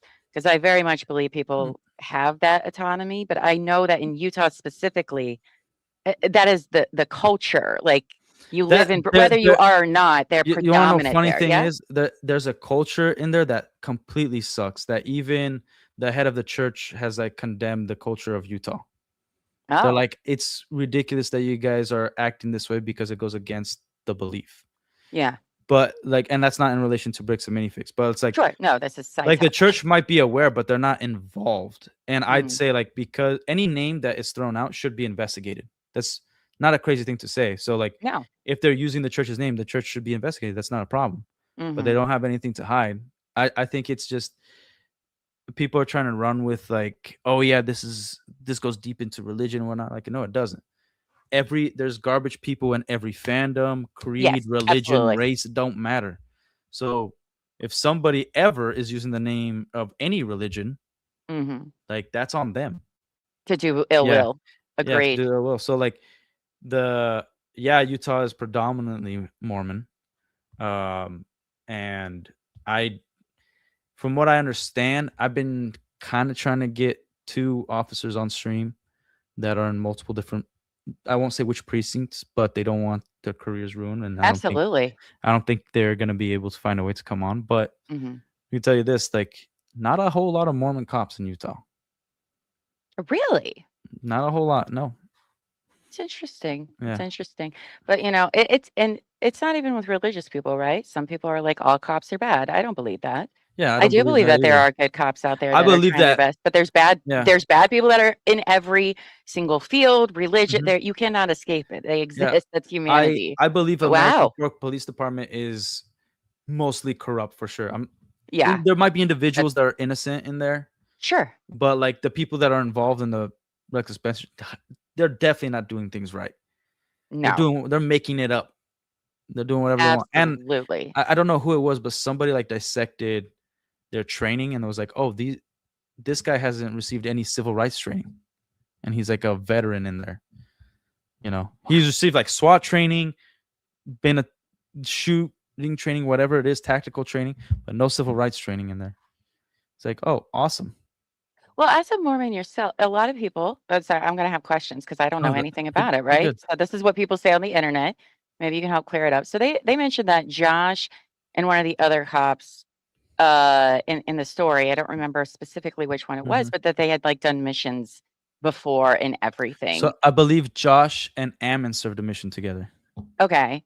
So are those kind Yeah. of bonds because you are gone with somebody for several years? Yeah, like you don't know how long you're with a person. So there's transfers every month and a half. Oh, So we say like, oh, he or she was my companion for 1 or 2 transfers or 3 whatever it is. mm-hmm. Again, like I think it's important to know that they have known each other for a long time, but just like I don't know how long they've been in business together. Okay. And I don't know if they were pieces of garbage then as well, I don't know about the cop. Like the cop might have served a mission and is Mormon. Like I don't know if he served mission with Josh. Okay. Like I know Josh tried to use, so like in our church, all positions are volunteer. Nobody gets paid, right? Okay. So he was part of the high council. And the high council, we have what we call the wards, the individual church meetings, right, where you go and worship. And then we got the stake that help facilitate multiple different wards, right? And then the Mm-hmm. high council is supposed to, funny enough, judge those people who have not judge, but like talk and investigate the people who have done very egregious things that could possibly have them excommunicated. Okay. And as soon as like this story was opened up, he was removed from the high council because they don't know if he's corrupt or not, or doing something that is against the church until it's proven, right? Mm-hmm. It's like, but while this scandal's going on, you can't be part of the high council, so you're no longer you don't have this calling anymore. You've been released from the calling. And he tried to use that because it's kind of like I was taught that in the Boy Scouts too. Like if Yes, you're an my Eagle son does those. Scout, Mm-hmm. yeah, like, and you tell somebody you're an Eagle Scout, then they believe you more because of the Absolutely. culture around it. So Mm-hmm. then if you say like, oh, I was a bishop in the Catholic Church or a priest, then they're gonna be like, oh, this is a holy man. This is an honest person. Mm-hmm. That's what's gonna play in their mind. So So like, question, yeah. him being released from this high council, because Mhm. I have seen that brought up a lot, but I'm not Yeah, yeah, familiar yeah. with all this. Does that mean he's like kicked out of the church, kicked out No, of no, no. the, You or could it's just that still position? He's just just that position, not there. like when somebody's Okay. excommunicated, they first of all have to. It has Like to be he's not real egregious. excommunicated. He's just He's not not part of the high. excommunicated. Okay. He's still a member. He can go to church and everything. Like Okay. anybody's welcome at church. You don't have to be a member to go to church or anything like that.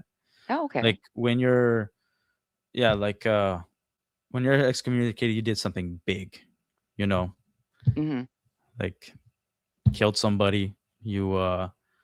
You cheated on your spouse when you made high covenants in the temple, you know, which like those covenants are like you understand the severity and understanding that marriage is the most important thing in this world and that families is the most important thing you can have, and that's what the gospel's around. So if you betray that after you made these covenants, then yeah, it's a problem. So Yeah. the kid that, well, at first they called the fake Mormon kid. The police, obviously that kid was not a Yeah. fake Mormon, Yeah, right? he's Mormon. Yeah. Yeah. Yeah. So when he went to go knock on Josh's door about taking the Lord's name in vain and everything, Ben made it entertainment wise seem like that was like a big deal. Is something like that in that religion that high of a? I mean, to me, it should be for all religions, but whatever. I'm not. It's not my. Yeah, It's not like my circus. Not my monkeys. But was that more of an annoyance, or was that really like a real like? it's definitely the more F? of an annoyance. Like you're taught you can break whatever rules you want, you know. Mm, Like the belief is like you're just not going to receive certain blessings. So whatever your belief is on blessings, then go do whatever you want. You can still come to church and all that. You're just not going okay, to receive certain blessings, right? I see. So it's not even about that's like, oh, you want to try to be the best version of yourself at all times. Sure. So you want to avoid vulgarity, but just because you're vulgar, you cuss or something, doesn't make you a worse person. Doesn't take everything Yeah, away. it doesn't take Yeah, anything away. sure. Like you could be a Sure. good person and for whatever reason and then speak the way you want to speak. It doesn't make you a bad person.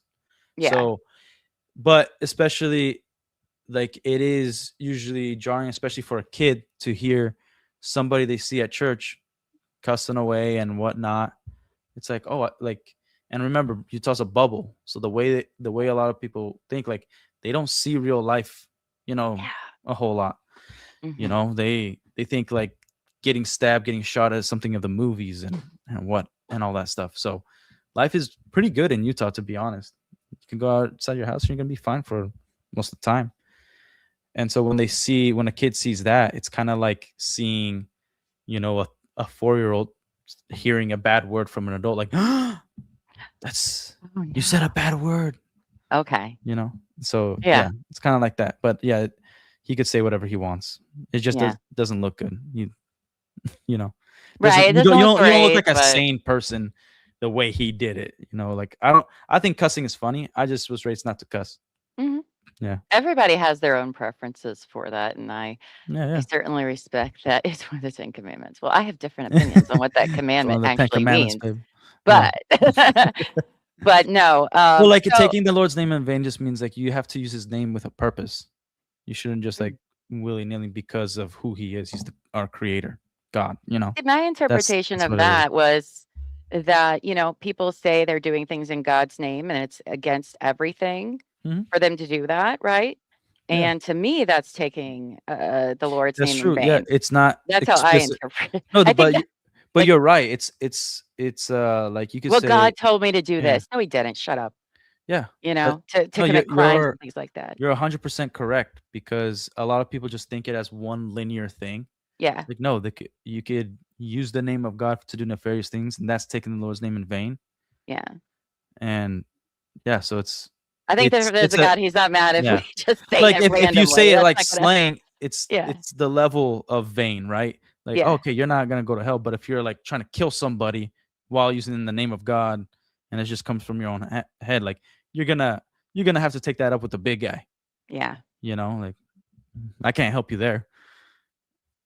Well, we really appreciate that insight. I know Echoes and Jeep Daddy, they are ex-Mormons. They're friend Who? creators of ours.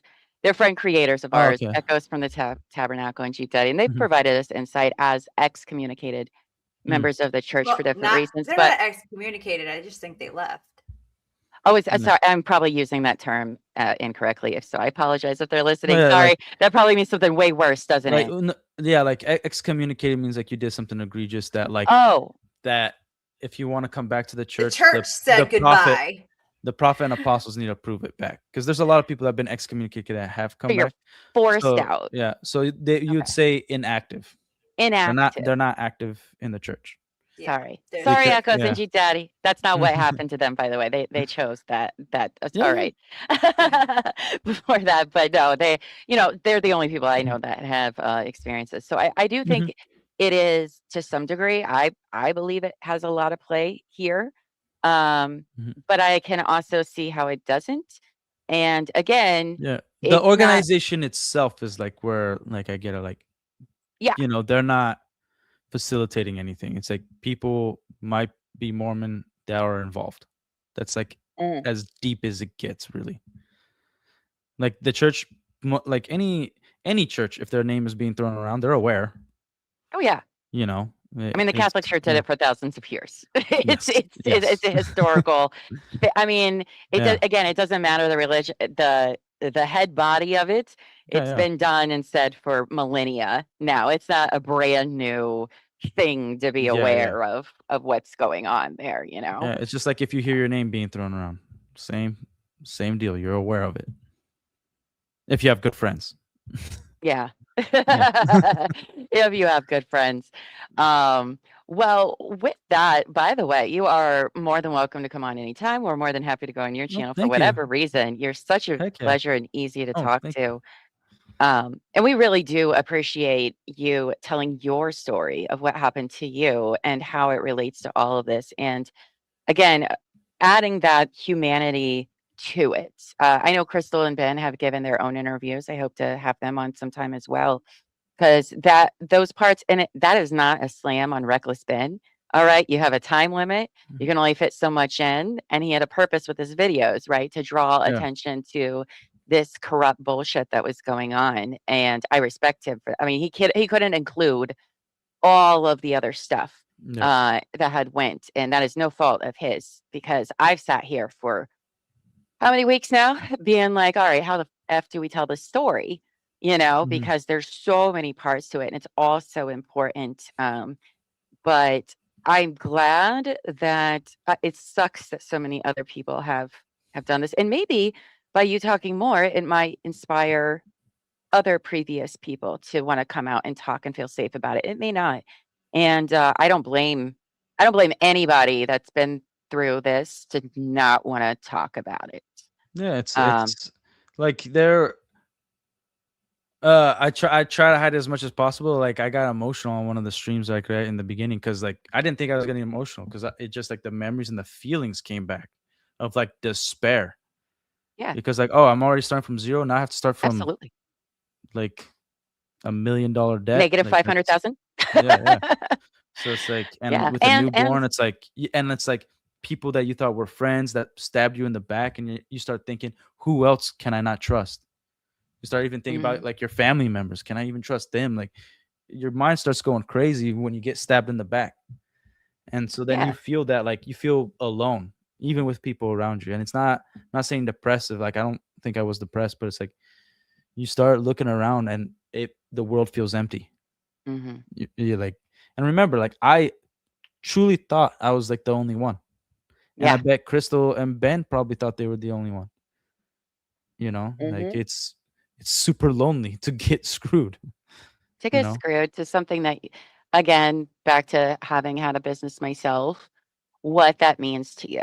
I mean, yes, the goal is to make money, but the blood, sweat, tears, the dreams that were had there, the working your ass off to try to achieve it, and then it just goes away, whether it's fault of yours or somebody else's. It's devastating. Oh, Like it felt like losing a child when I lost mine. And that's business. It is. Businesses come and go every single day, all over the place. It is part of that world. But I think that part of the story gets a little lost if you don't realize the the thing that you, even Crystal and Ben, have suffered from this because, and then they're blaming it on all of you guys. Yeah. The other part that sucks is like I'd be okay if I failed. Yeah. You know, I'd be all right. Like if I like could track it back and be like, man, this is where I screwed up. This is how I went bankrupt. This is where I lost all my money. Cool. Like I can make the assessment, get mature, get more knowledge, and make sure I don't repeat the same mistake. But when somebody just comes and just, you know, tears you apart, Is it? when you believe you haven't done anything wrong, because I don't think I did anything wrong. No. It's a strange feeling because like you keep thinking, what did I do to make these dudes hate me, to come after me like this? Mm-hmm. And having no answers is worse than having an answer. That's So, very true. yeah. Very, So very it true. sucks. And it took me a long time to really like just live with the fact that, hey, I got screwed. Yeah. And I'm not gonna get any answers. I'm okay not with that, you know. Because But you're not doing a lawsuit against them. You're not taking any legal Yeah. action at them at this point, right? Yeah, if any, I'm more compromised than I am benefiting from this. But I believe Yeah. I believe if you have something to say that you believe genuinely can help somebody else who's getting hurt, and you genuinely believe they're innocent, you have the responsibility and the duty to help that person. Absolutely. You know, like I can't give money to Brian or anything like that, but I can put my voice out there so that everybody else knows about the story and what I went through, and help facilitate and remember that even though I have a story, it's more about connecting it back to Reckless Ben, Brian, Mhm. and Crystal and Benjamin Gorman. And You know. the big fight that's going on. Yeah. You know, well, I think that's when we did a fundraiser for one of Laura Owen's victims a few weeks ago. At first, I was like, listen, I don't have money really at all. But what I do have is stamina. I can do a 12-hour stream. No problem. I sat here and did stream trials all Yeah. day, every day, and they were boring as shit for 8 to 10 hours. Let's do Yeah. a 12-hour fundraiser. I got it. That's what I can contribute. And That's awesome. yeah, we raised $14,000. And that's Oh, what, sweet. yeah, we did. And a bunch of it was a beautiful, it was so beautiful. Because it wasn't just our fundraiser, it Mhm. was the entire Justice for Clayton Victims for Laura Owens community fundraiser. Mhm. And Yeah. it was a beautiful moment for people coming together for justice for victims that are still being harassed by this person and thrown in court, DVR. I mean, if people don't want something to end, they'll find a way to make sure it doesn't end when you're dealing with non-reasonable people. And that's where our stance Mhm. on BAM comes from. We're like, we just watched some woman in Arizona ruin people's lives for the last 10 years over nothing. All right. Yeah. We've seen it happen. We've read every single document. We've done everything. And that's the thing, right? Is like, if you don't have money, even you watching, right? If maybe you don't have the money to donate to all of the GoFundMe's or anything like that, even sharing those GoFundMe's on Yeah. social media is just as good. I don't think people understand how important sharing them is and Mhm. getting because there are, listen, yes, it seems like everyone on the internet knows about this. Most people don't know about this. All right. I know it feels Yeah. that way for all of us. No. Well, it's like it's like what Tolkien said. Even the smallest person can make a difference.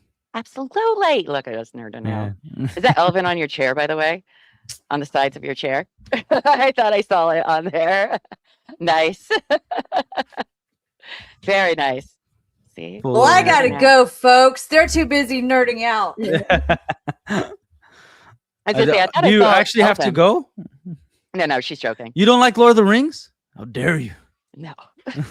It's not one of my top favorite It's the fandoms best. at all, but you guys don't know what you're talking about. It's the best. but it's well earned and well deserved. Absolutely. I'll hype it up, and next time I'll hype it up before you guys watch it again, because you Okay. will.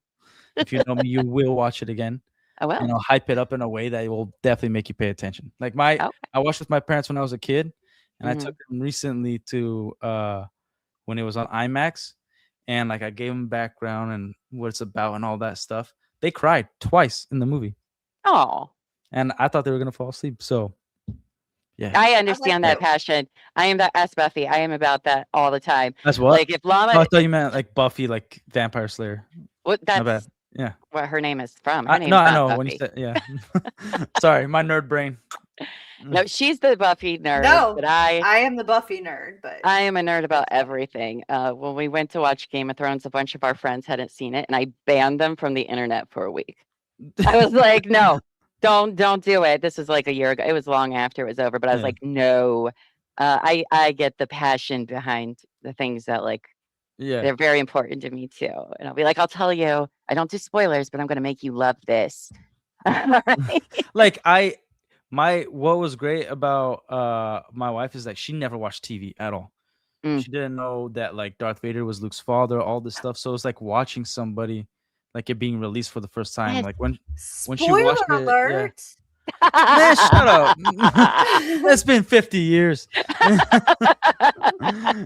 And she was like, there's no way. When like he's like, no, I am your father. He's like, no, that's Darth Vader. He's like the worst guy in the universe. There's no way. He's a liar, right? I'm like, looks like we gotta watch number 6. Uh-oh. And she's I like, know, wait "Isn't till there-" you know the backstory. Yeah.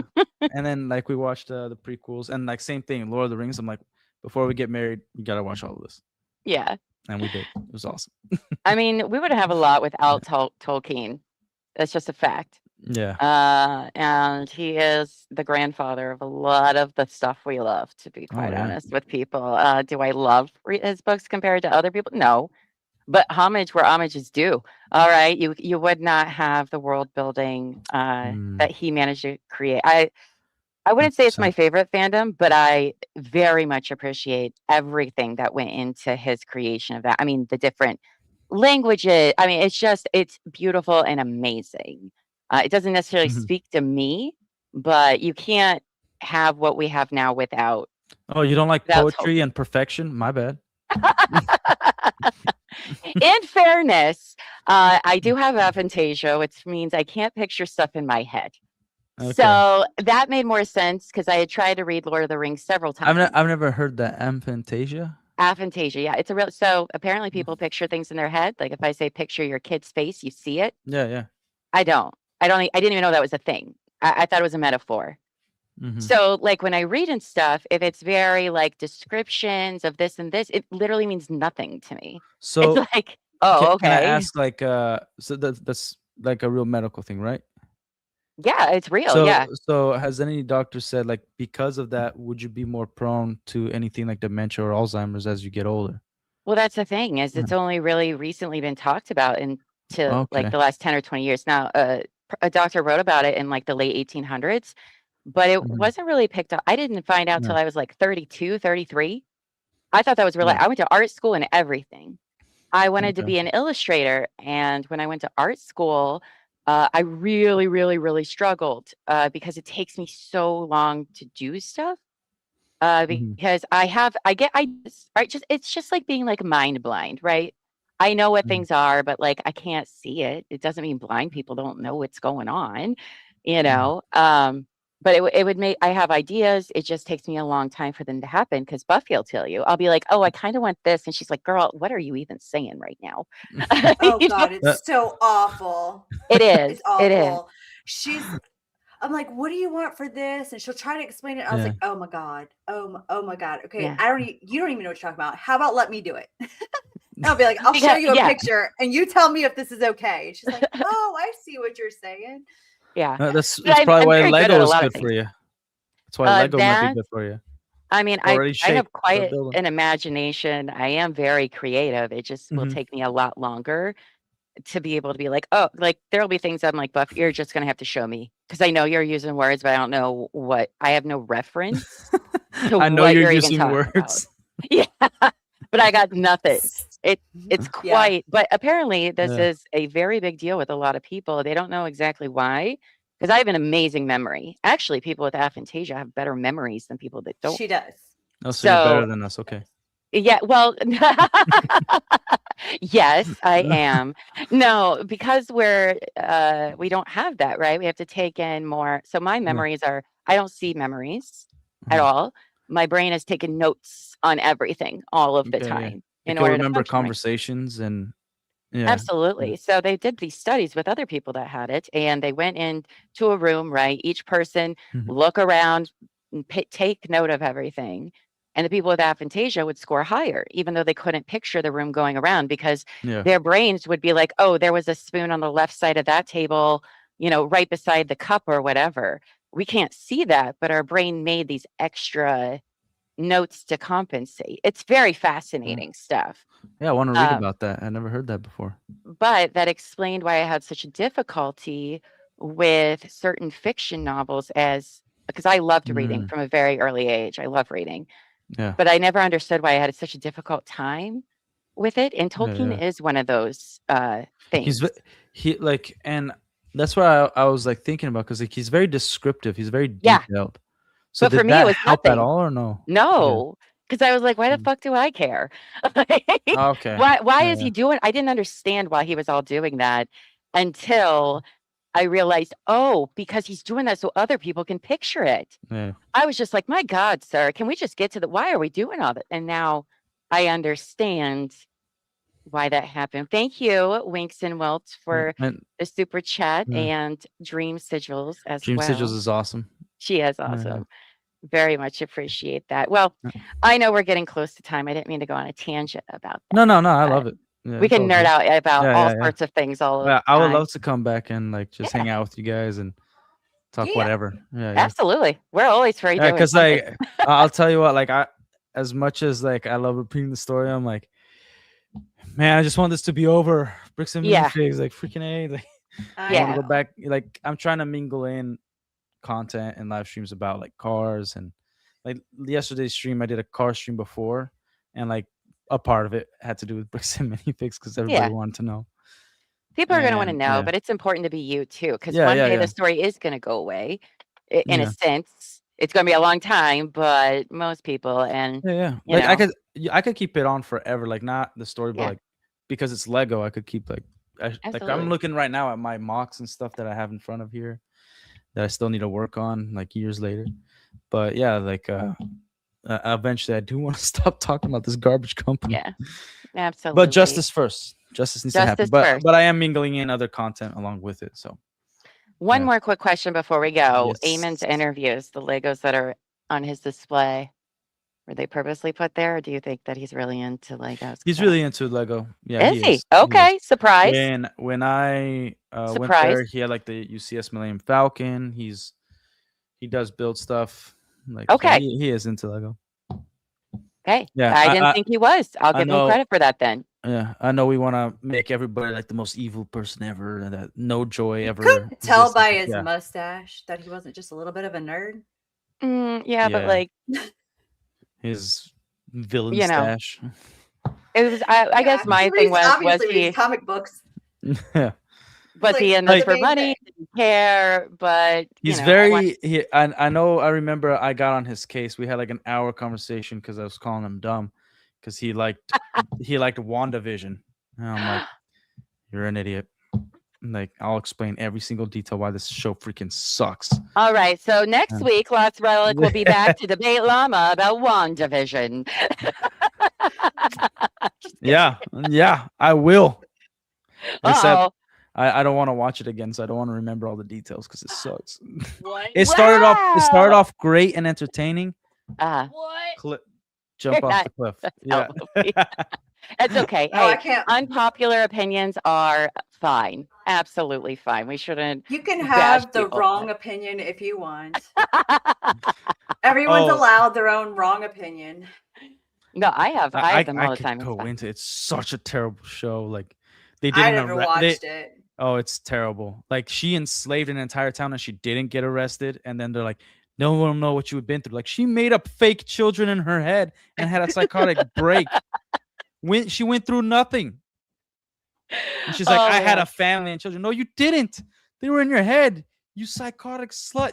This is not. This is a real life. And you like took these people's lives for an entire month and enslaved a town. Oh my gosh. Yeah, you locked up babies in a closet. You're a villain. We have to. All right, we have to get together soon. We'll do a whole Marvel debate. Let's do it, okay? Because I love it. All right. I love it. Oh God. Can nerd out. That one out. Like people begged, like if you can just let me hold my baby because she like locked him in a closet. Like I'm sorry. There's no coming back from that. Like you're You're messing with babies? Go to jail forever. Buried underneath the prison. That's a hot take. I love it. I love it. We'll have to do that again soon.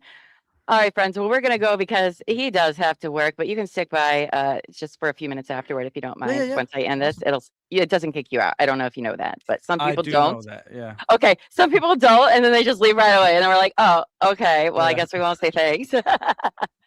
But we are going to get off of here for now. Thank you all for being with us today. Thank you, The Last Relic, for sharing your story. We could obviously Yeah. talk for hours about all sorts of things. Yeah. But it is important to speak out about this and to tell your story, despite what people may think of it, if they do have opinions or whatever. I think that it's an honorable thing to do. I know you don't want that kind of glory or anything like that, but it's hard. Well, I'll thank put you. it this way: it Yeah. is hard to be someone who speaks out against something like this. It's a very difficult position to be in, for sure, because it comes with a lot. But thank you again for being with us. Everybody Thank you, else, and thank you, chat, for welcoming me here. So I appreciate it. Absolutely, and you'll probably see more. But for the replay crew, if you haven't yet, please like, subscribe, hit the notification bell if you haven't, and hit the hype button if you're replay crew. Apparently, it helps us get into the special location algorithm or something. I don't know how it works, but it's important, and you get free ones. So if you can do that, that would be super great. Be sure to follow The Last Relic at his own YouTube channel, The Last Relic. Just type it in. We have it in the description or the chat. Go follow him. He has lots of content already about this, but other things as well. Let him know you want to hear his entirely wrong opinions about WandaVision. So she didn't lock babies in a closet. She didn't do that. I'm just kidding. No, go support him. Give him No, she's subs, not. likes, all of the above. But Yeah. thank you all for being with us. Thank you, Relic. And until next time, friends, go forth and be amazing. All right. Bye, guys. Bye, guys.